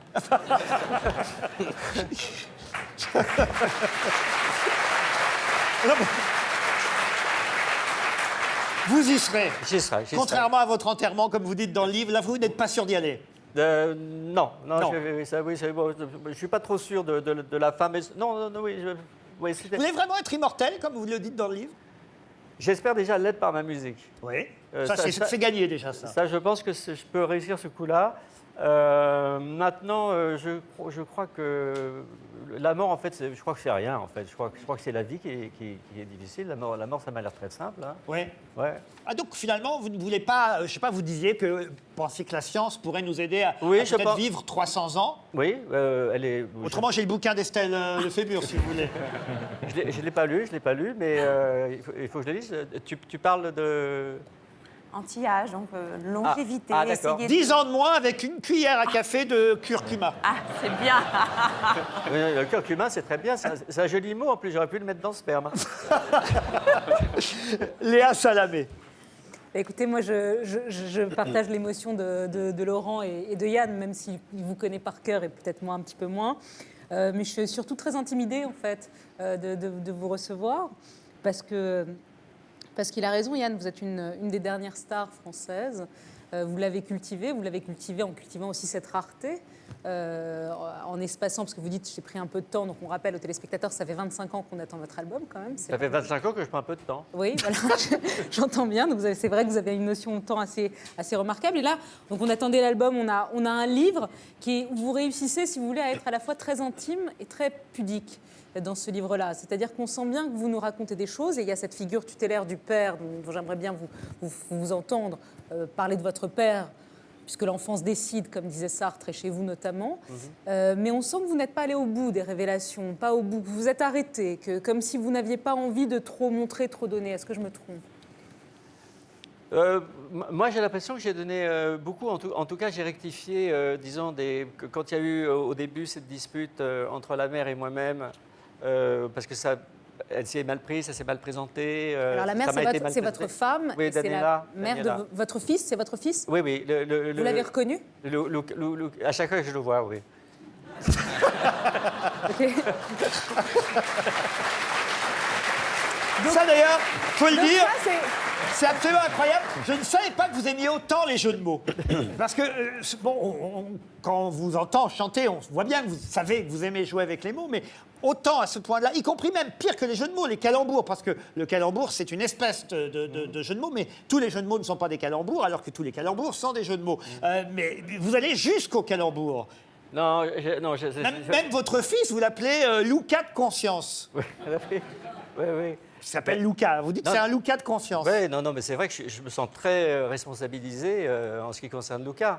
Et vous l'avez reconnu officiellement ou pas? Oui, enfin, on est en train de le faire. D'accord. On est en train de le faire. D'accord. Mais et donc vous aviez envie de donner votre vérité par rapport à cette histoire qui a été que vous avez mis en scène d'ailleurs à l'origine. C'est vous qui écrivez la première fois sur Facebook. J'ai été trahi par ma femme. Absolument. Mais non, mais ça a été une déception terrible. C'était une colère terrible. Et puis de découvrir que vous n'êtes pas le père biologique de cet enfant. Voilà. Pour ceux qui n'ont pas su. Voilà. Donc, il y a eu des articles dans les journaux disant que je les avais foutus dehors, etc. C'est pas tout à fait mon genre. En plus, c'est moi qui l'ai accouché. Je me vois mal en train de mettre à la rue la mère et un enfant que j'ai accouché tout à fait par accident, parce que je me suis retrouvé confronté à une obligation, alors que je ne voulais même pas, moi, assister. C'est une histoire assez extraordinaire quand même, parce que je ne voulais pas assister, moi, à la naissance, et je me suis retrouvé en train d'être au premier rang. C'est surtout l'album qu'on vous reproche de ne pas accoucher. Mais vous avez accouché votre fils, en revanche. Et Dans je la l'ai pas encore baignoire de reconnu, chez vous. Dans mon la- album. Pardon? Je ne l'ai pas reconnu encore, mon album. Nous, on le reconnaîtra. Non, mais ça arrive. Mais donc oui, ce que je pensais que c'était très important pour Luca, qu'il voit autre chose, qu'il lise autre chose, qu'il y ait une autre trace de ce qui s'est passé, qui soit différente qu'une dispute d'un couple qui se déchire dans des journaux qui y mettent également leurs pattes et qui ne retracent pas forcément exactement la vérité. Donc ça a été en fait une des raisons pour lesquelles j'ai voulu écrire ce livre, et que vous parliez de jeux de mots et tout. Moi, j'aime bien le titre. Au début, ça choque un peu. Sperme. Et puis quand on le lit, on comprend la raison de ce mot valise, quoi, quelque part. Et surtout, effectivement, avec les couleurs rouges du mot père, on peut effectivement ne lire que père et oublier le S et le M qui font le mot sperme. On l'a bien compris. Oui, parce qu'il y a le père, donc il y a votre histoire avec votre fils, Luca, et il y a surtout le père, votre père, qui est la figure écrasante de ce livre-là, où vous racontez que vous avez terriblement souffert, qui vous a... Et que le piano était un instrument de torture. Le piano était un instrument de torture. Comme je l'explique dans le livre, ce qui était important pour moi, c'est de ne pas garder cette haine en moi et de lui pardonner, puisque dedans, si je ne me trompe pas, j'explique qu'en fait, quand il est mort, je sanglotais, etc., ce qui était un peu incompréhensible par rapport à la colère que j'avais contre lui, mais c'est bien de lui avoir pardonné. Vous écrivez, c'est important pour moi en tout cas. Mon père est mort en 1989 et j'ai pleuré une rivière en ne comprenant pas pourquoi. Et quand je suis allé visiter l'appartement où j'avais vécu, j'ai découvert dans sa chambre, dans la chambre de votre père, un carton avec toutes les coupures de presse à mon sujet, classées chronologiquement. J'ai eu un choc ce jour-là. Mon père était manifestement mon plus grand fan, ou un collectionneur très minutieux, qui sait. Ça, vous ne vous attendiez pas à ça? Non, mais vous me faites penser à quelque chose. Si tous les détracteurs étaient un peu comme lui, si ça se trouve, c'est des fans en cachette, ils sont nombreux. Hein, mais souvent, mais vous avez remarqué que sur les réseaux sociaux, d'ailleurs, il suffit que vous répondiez à quelqu'un qui vous balance une vanne, vous lui répondez, et tout de suite, la réponse devient plus gentille. Ah, mais non, mais vous savez, je vous adore. Ça se termine toujours comme ça. Oui. Chez vous peut-être, chez moi pas vraiment. Non. Bon, en tout cas, votre papa vous a imposé le piano. C'était un compositeur aussi, votre père. Oui, il était compositeur, il était accompagnateur. Il a travaillé avec Piaf, avec Charles Trenet, avec... il a composé une chanson pour les compagnons de la chanson, entre autres. Piaf, Le Galérien, Yves Montand. On va regarder, et c'est Roger Lanzac. Regardez ces images de l'époque où votre papa est cité par Roger Lanzac et les compagnons de la chanson.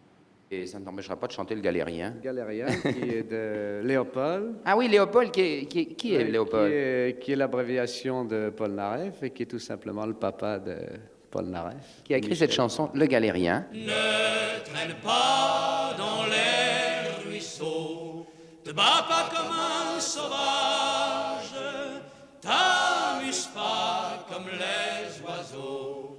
Elle me disait d'être sage. Ça, c'est signé par votre papa. Quand même, vous aviez de qui tenir, comme on dit. Oui, sur le plan musical. Oui, mais il vous a fait trop souffrir. Oui, il a été vraiment, vraiment très, très dur. Vous dites même qu'il irait en prison aujourd'hui si on savait ce qu'il faisait à un enfant aujourd'hui en 2016. Oui. Oui, affirmatif, oui. Cyril vous a battu, vraiment beaucoup battu? Oui, énormément, oui. Avec la ceinture du côté de la boucle, c'était... J'avais déjà des connaissances des boucles à l'époque. Vous connaissez cette phrase de Guitry qui dit « De quel droit Monsieur Mozart portait-il la main sur Mozart ?» Mozart faisait frapper enfant. Vous avez eu, parce que ça c'est important, vous n'allez pas à l'enterrement, vous n'allez jamais aux enterrements. Pas celui de votre maman, pas celui de votre papa, pas celui de votre demi-frère. Non, non. Je vous pose la question parce que vous le racontez, hein, évidemment. Oui. Non, les enterrements, c'est pas mon truc. même de première classe. Finalement, vous êtes plus doué pour les naissances puisque vous faites les accouchements. Voilà, j'ai un nouveau métier. Yann Moix. Ce que je voulais vous dire tout à l'heure sur le temps, vous voyez, Rock and Folk, il y a quelques jours, Michel Polnareff.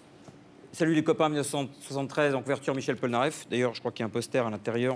Hop, je le défriche. Ah bah non, merde, c'est Ringo, là. D'ailleurs, non, mais je croyais que c'était vous.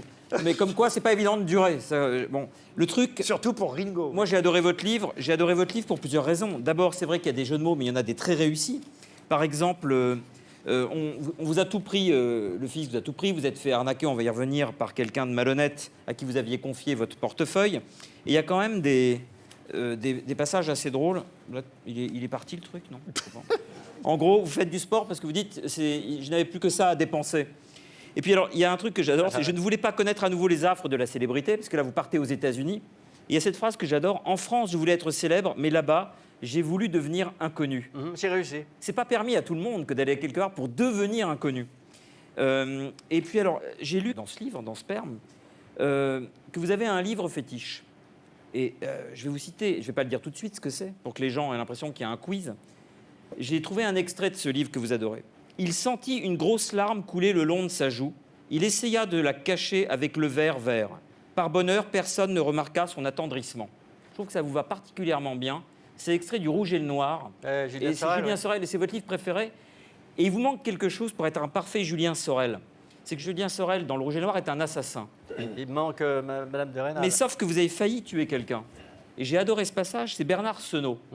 Vous dites que c'est la plus grande erreur de votre vie, le danger venu danger. C'est l'homme qui s'occupait des affaires de Michel Polnareff. Voilà. Et vous dites, j'ai pensé plusieurs fois aller descendre Bernard Senault. Sur la route de son exécution, j'ai décidé de faire demi-tour. Est-ce que vraiment, sérieusement, vous avez pensé à le dézinguer? Oui. Et pourquoi vous ne l'avez pas fait? Vous seriez encore plus rentré dans la légende. Oui. C'est intéressant ce que tu dis. Il y a Martin Fourcade qui peut vous prêter sa carabine, si vous voulez.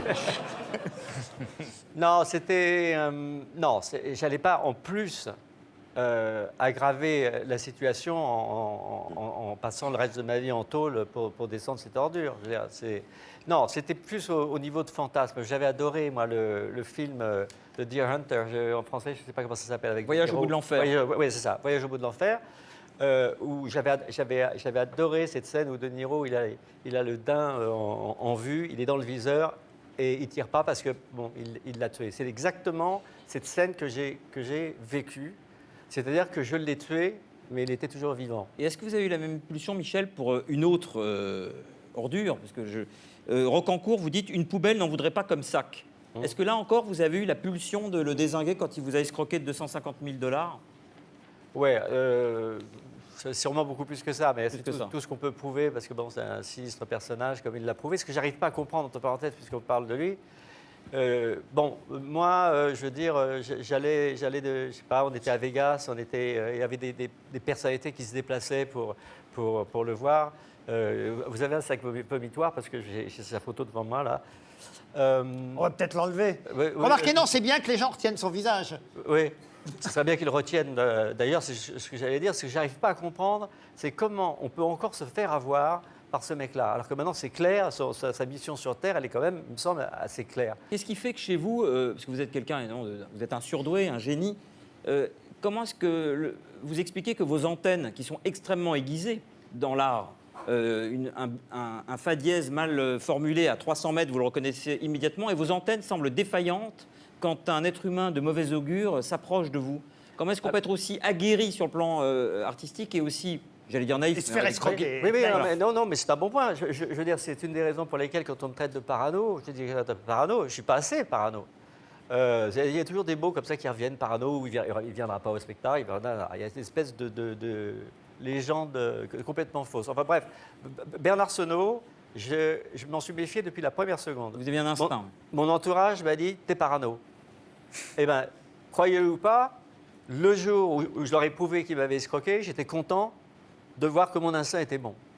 Ça vous a coûté cher, comme ça. Ça m'a coûté très cher. Ça vous a coûté l'exil, quand même. Mais oui, mais perdre l'instinct, c'est pire que la mort. Parce que ça c'est pendant votre vivant. Donc ça, c'est bon. En ce qui concerne Rocancourt, c'était un peu plus simple. J'étais dans une extrême solitude. j'avais eu une rupture, machin, etc. Je me sentais seul. Ce mec a un charme fou. De toute façon, il faut avoir un charme fou pour pouvoir faire ce qu'il fait. Il est irrésistible dans son domaine. C'est un artiste dans son domaine. Hein. Donc voilà, j'ai dit encore du mal d'un artiste. Un artiste dans l'escroquerie. Oui, voilà. Bon, donc je veux dire, donc j'avais besoin d'un ami. Il était devenu mon meilleur ami, lui, avec Mickey Rourke, tout ça. C'était mes copains. Il avait fait croire à Mickey qui voulait me casser la gueule, d'ailleurs. Il a fait croire à Mickey que moi je vivais à ses crochets. Là, vous n'avez pas eu les mêmes antennes la première fois que vous l'avez rencontré, Non, lui non. Il est très fort. Très, très fort. Et il est encore d'autant plus fort qu'il continue et les gens se font toujours avoir. Vous concluez d'ailleurs ce chapitre par qu'on ne scie pas les barreaux de la cellule de Christophe Rocancourt. Il serait capable de piquer les sacs des vieilles dames dans le métro. J'ai été très choqué quand il a été présenté dans certaines émissions françaises comme un Robin des Bois. Un Robin des Bois, oui, c'est vrai. Rocancourt riche redistribuait l'argent qui avait été volé par Rocancourt pauvre. Mais j'ai déjà trop parlé de lui, ça fait longtemps qu'il n'est plus dans mon viseur. Alors on referme le chapitre Rocancourt et je donne la parole à Léa Salamé. Moi, ce qui m'a étonné, c'est de voir comment vous mettez un point d'honneur à dire dans le livre et dans les interviews que vous donnez au compte-gouttes que vous n'êtes pas homosexuel. Et comme si vous êtes la rumeur de votre homosexualité. Parce que vous savez, c'est pas grave.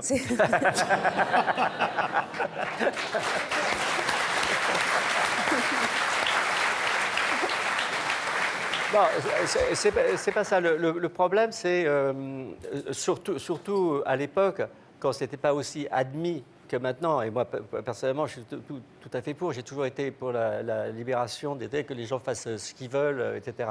Et c'est exactement mon cas. C'est que vous avez tout fait, vous, à cette période-là, dans les années 70, de la libération sexuelle? Tout fait, oui, à part l'homosexualité. Ah, vous n'avez pas essayé? Non. Je devrais? Je sais pas. Oui, mais avec elle, vous dire. Oui, dans ce cas-là, on peut envisager. Oui.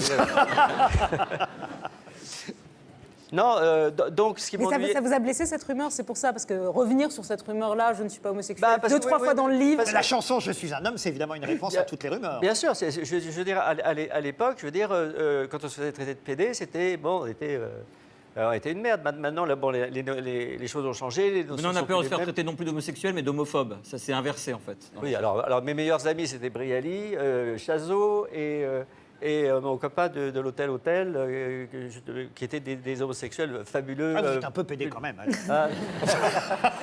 Vraiment sur les bords. Hein. Donc non, je veux dire, simplement, j'ai pas envie qu'on me prenne pour ce que je suis pas, c'est tout. Bien sûr. J'ai toujours dit d'ailleurs que si je changeais d'avis, je tiendrais tout le monde au courant. C'est bête de louper des occasions. Mais c'est ça. Quand on se tait, on rate des occasions, c'est totalement idiot. Voilà, c'est complètement con. Vous avez raison. Voilà. Et c'est quelle belle chanson, en tout cas, quelle belle réponse. Je suis un homme. Michel, excuse-moi Laurent, il y a toute une génération de jeunes musiciens extrêmement doués. On a reçu par exemple Benjamin Biolay la semaine dernière, qui, je pense, vous admire. Est-ce que vous avez pensé un jour vous entourer... Si m'admire, c'est vraiment en secret. Hein. Ah bon, c'est peut-être. Non, mais j'avais l'impression. Parce qu'encore une fois, j'ai eu affaire à un bashing de. Je crois que c'était le premier. Ah d'accord, bon alors j'ai peut-être pris un mauvais exemple. Pour faire plaisir à Estelle, je l'appelle les bio. Alors c'est peut-être un mauvais exemple, mais je pense qu'il y a beaucoup de jeunes musiciens aujourd'hui qui vous vénèrent. Notamment, comment il s'appelait le type qu'on a reçu il y a 3 semaines? Non, pas Obispo. Mais non, je parlais pas d'Obispo. Non, je parlais de Alex Baupin, par exemple. J'ai vu qu'il vous admirait. Est-ce que vous avez pensé un jour faire un album en vous entourant de la nouvelle génération, si j'ose dire? Créer avec eux, écrire avec eux, musique, paroles, etc. Ça vous a effleuré une fois un one-shot, en fait? Non, franchement, j'y ai pas pensé, mais pourquoi pas? En ce qui concerne Obispo, c'est une fausse bagarre. Tiens, entre parenthèses, je l'avais vu on m'avait envoyé votre émission où il était ici, sur le plateau, voilà. Et où il disait le truc avec Polnareff, ça me fait de la peine. C'est vrai qu'il vous admire beaucoup, je sais. Oui, alors voilà. Et ça m'a touché. Parce que moi, je le taquine, Moi, je le taquine, Obispo. Donc, Pourquoi? Parce que vous êtes un peu sado, quoi. Vous aimez bien l'énerver un peu, parce que... Mais lui, il est peut-être un peu maso, mais il aimerait bien que ça s'arrête là. Ouais, mais le truc qui se passe, bon, moi j'aime bien les fans. Pourquoi voulez-vous que je fasse souffrir un mec qui se prétend être fan de moi? Justement, c'est la question. Oui, donc je l'ai appelé après avoir vu le truc en lui disant que si j'avais fait de la peine, j'étais vraiment totalement désolé parce que c'est pas du tout le but et que bon, je m'étais moqué de lui parce que bon, il était, il est un fan d'après ce que je comprends et bon, il a été très influencé par ma musique et j'avais sorti cette phrase en disant il faut que je me dépêche de sortir mon disque pour que Pascal ne sorte pas mon disque avant moi. Donc, mais ça, c'est pour rigoler. Ceux qui ne comprennent pas que c'est drôle, je peux rien faire. Ça reste un grand fan, c'est un grand mélodiste. Voilà, et vous étiez là avant lui et vous êtes peut-être le maître des mélodistes et c'est normal qu'il soit fan de vous. Parenthèse Obispo fermée là encore. Moi, j'aimerais revenir sur évidemment ce qui vous caractérise aussi, et vous revenez aussi sur ce passage dans votre livre. Vos fesses, pardon, Michel Polnareff, votre postérieur, votre cul. Oui, cette affiche qui a tant fait parler la France à l'époque. Pourquoi j'en parle? Parce que vous revenez sur ce passage, je vous imagine coincé, caché sur les Champs-Élysées dans une voiture, comme vous le racontez dans le livre, en train de regarder les couleurs d'affiches qui, au dernier moment, découvre votre postérieur, alors qu'évidemment, ça a fait parler la France entière, affiche interdite, procès, enfin, absolument incroyable. Il faut se remettre à quelle année c'était, cette époque-là? 70, dans les années 70, on est en... Je suis très mauvais avec les dates. 71 71. 71. En 1971, c'est évidemment le scandale. Est-ce que ça, puisque votre papa était encore vivant à cette époque-là, je me suis dit, je ne vais pas faire de la psychanalyse de prise unique. Hein. D'ailleurs, est-ce que vous avez fait une analyse, vous, Michel Polnareff? Vous êtes allé voir un psy déjà ou pas? Oui, j'ai jamais réussi à le guérir. Mais je me suis dit, puisqu'au fond, d'après ce qu'on peut comprendre au début de votre livre, vous en avez pris des fessées de la part de votre père, je me suis dit, est-ce que là, au fond, il n'y avait pas aussi une arrière-pensée de dire, tiens, tu vois mon cul maintenant que je suis célèbre, il est là, mais tu peux plus taper dessus sur ce cul. Non. Ce sera 500 €, hein. Oui. Non, je faisais l'Olympia, je voulais qu'on parle de moi. Bon, ça j'ai réussi, mais je veux dire, je me suis retrouvé devant un public de juges assez en colère. En fait, c'était une blague. Et le truc qui est intéressant, c'est que le juge m'avait posé la question, il m'a dit, mais c'est votre postérieur dessus? Il me dit, parce que si vous me dites que c'est une amie à vous qui a fait le truc, etc., et que c'est pas le vôtre, il n'y a pas de problème. Michel, C'est-à-dire qu'un photomontage, vous n'auriez pas été condamné avec un photomontage. Exactement. Michel, les couleurs d'affiches étaient plus surpris quand ils commençaient par le haut vers le bas ou du bas vers le haut? Non, il commençait par le haut. Il commençait vers le haut. Il commençait vers le haut, et quand ils arrivaient vers le bas, il y avait une espèce d'hésitation. On était dans la voiture, on était vers le Publicis, et toute ma vie, je me rappellerai de ça, et on était mais morts de rire. Parce qu'en fait, c'était une blague qui a été prise au sérieux, une de plus. Votre chapeau de mariée de la belle jardinière que vous aviez acheté, une robe Kenzo, on trouve tout là-bas. voilà, relevée sur votre postérieur. Vous dites qu'il y avait un truc un peu carnavalesque dans l'esprit du bal des 4 arts. Cette affiche trône aujourd'hui dans de nombreux musées. Et vous racontez effectivement que le matin de l'affichage, vous étiez posté en embuscade avec des amis près du drugstore, pas très loin de l'Arc de Triomphe, et vous vouliez connaître l'apothéose et la stupéfaction des couleurs d'affiches. Qu'est-ce qu'on a pu se marrer avec mes copains planqués dans la voiture quand on a vu leur tête au 4e lait, ils n'osaient même plus passer leur balai à colle. Que dire de la réaction des passants? Et votre père vous a quand même téléphoné. Oui, alors c'est de quoi j'ai l'air avec les voisins, les machins, les trucs, etc. Ouais. Ça n'a pas arrangé notre relation, ce truc-là. J'imagine. Tu l'as vu, quoi? Évidemment, le cul de Polnareff, c'est la plaisanterie qui courait à l'époque et qui est ressortie il n'y a pas si longtemps que ça.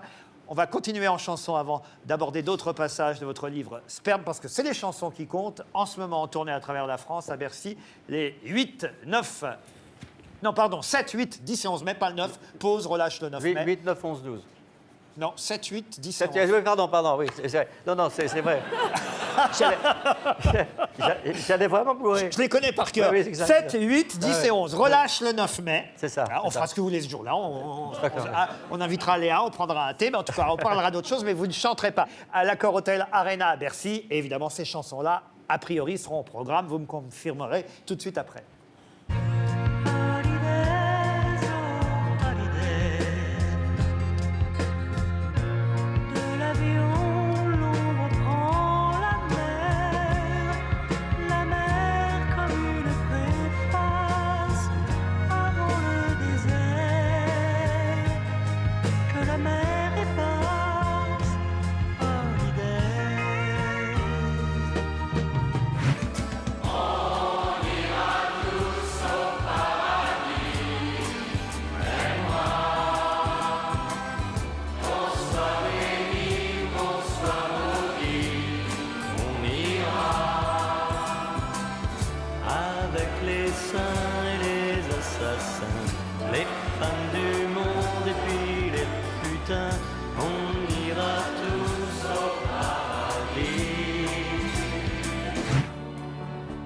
Tu n'es pas toujours la plus belle, que je te reste infidèle, mais qui peut dire l'avenir de nos souvenirs? Oui, j'ai le mal de toi parfois, même si je ne le dis pas, l'amour c'est fait de ça.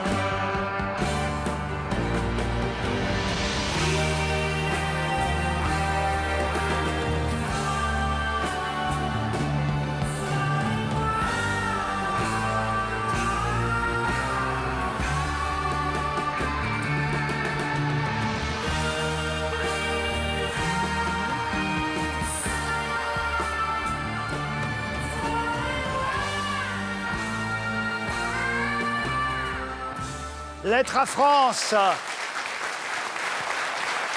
vous expliquez dans le livre que vous avez composé cette chanson Lettre à France un soir d'hiver à New York dans un restaurant. La France vous manquait tout de même à ce moment-là. Oui, oui, elle me manque même quand j'y suis. C'est vrai. Mais justement, pour la petite histoire, vous rectifiez là encore une rumeur autour de ça.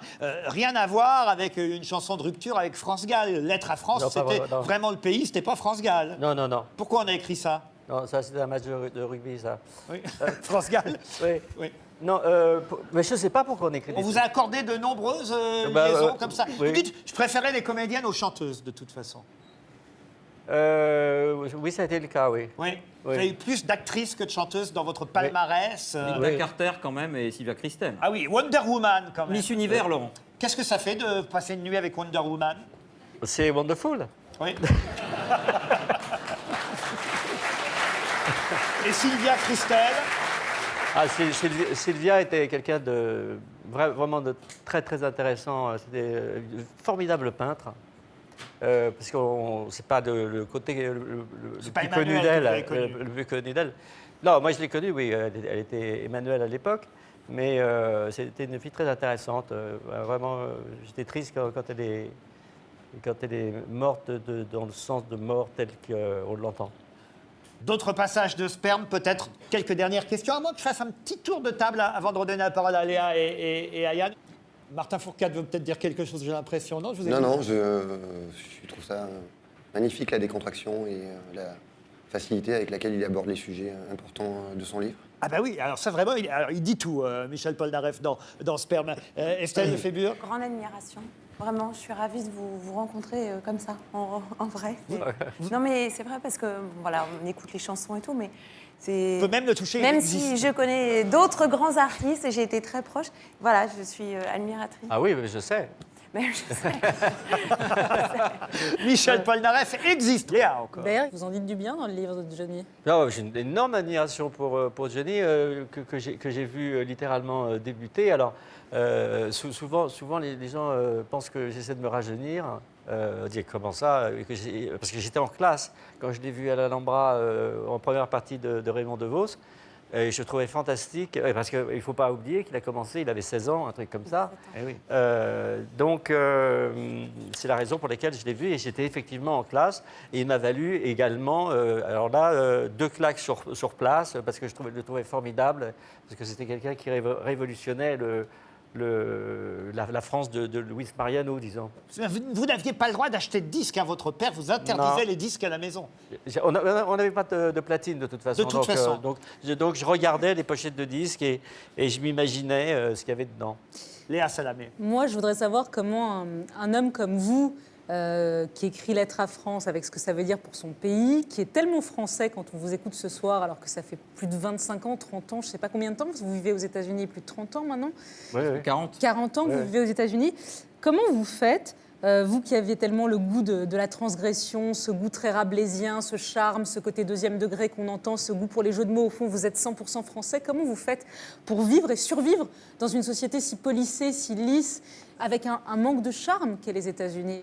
C'est autre chose. Il y a un côté des fois un peu superficiel, je suis d'accord avec vous. Mais des fois, c'est mieux d'avoir un côté gentil, superficiel, qu'un côté un peu agressif. Vous les trouvez agressifs, les Français? Je pense qu'actuellement, les Français ne sont pas très heureux. Donc, je ressens ça et je le ressens de là-bas. Je dirais, ça me désole complètement. Parce que, effectivement, comme vous dites, je suis un Français qui se trouve vivre en Amérique, mais je suis très, très concerné par l'avenir de la France. Et, Pourquoi on est triste comme ça? Pourquoi? mais c'est justement, c'est une des raisons. Parce que ça fait 25 ans qu'on attend votre album. Ah bah, il faut que je me dépêche, non, parce qu'il faut que le sourire revienne vite, là. Mais oui. Non, mais vous savez que, sincèrement, quand je fais un album, je pense pas à moi. Je pense à ce que ça va donner aux autres, justement pour éventuellement le rendre, le sourire ou une envie de rêver. Et je voulais savoir si vous étiez heureux. Alors, moi, vous savez, je suis raisonnablement heureux, oui. Ça veut dire quoi? Ça veut dire que je suis très responsabilisé, l'air de rien. Ce disque, par exemple, je le trouve très important pour moi, très important pour ceux qui m'aiment, très important pour tous ceux qui ont cette patience ou cette impatience de l'attendre. Parce qu'un vrai artiste, que je considère être, doit en fait penser à ce qu'il amène et pas à ce qu'il prend. Et c'est vraiment ce que je fais. Tout ce que je fais, je le fais vraiment beaucoup plus pour les autres que pour moi-même. Yann Moix. C'est étrange parce que quand on a Jean-Christophe Cambadélis dans le fauteuil, Léa lui demande pas s'il est heureux. Ce que j'aime, vous avez une très belle formule sur Rabelais dans votre livre d'ailleurs. Vous dites c'est un jouisseur jouissif. J'ai beaucoup aimé cette formule. Et c'est vrai aussi que vous adorez le français puisque vous avez une petite amie que vous forciez à parler français alors qu'elle était américaine. Oui. Une petite question comme ça, je peux toujours compter sur vous pour Podium 2? Écoutez, moi, vous savez très bien que j'ai adoré le premier Podium. Ah, je peux raconter une anecdote extraordinaire au sujet. Un jour, Michel m'appelle, il me dit « Je t'en veux beaucoup, tu me dois $200 de taxi. » J'ai dit « Pourquoi ?» Il dit « Parce que j'ai pas trouvé de lecteur de DVD compatible avec ton film. C'est vrai, oui. Donc j'étais obligé de prendre un taxi et j'ai fait tout le tour de Los Angeles pendant 2 heures pour le regarder. » C'est vrai. Parce qu'il y avait un lecteur de DVD dans le taxi qui était compatible avec le film. Voilà, c'est ça. Je ferai le chèque tout à l'heure. Mais vous voulez accepter de jouer votre propre rôle dans le Podium numéro 2, c'est ça? Je ne sais pas exactement ce que Yann a prévu. Entre parenthèses, je vous remercie énormément pour votre introduction. Ça m'a énormément touché. Énormément. Je vais d'ailleurs vous Vraiment. poser une dernière question, si Laurent m'y autorise. La dernière. Quand on voit vos titres de chansons, et même le contenu, Lettre à France, La poupée qui fait non, Love me, please love me, Goodbye Marilou, L'homme qui pleurait des larmes de verre, Dans la maison vide, Mes regrets, J'ai du chagrin Marie, Balade pour toi. Est-ce qu'on n'a pas l'impression que vous êtes finalement un très grand romantique?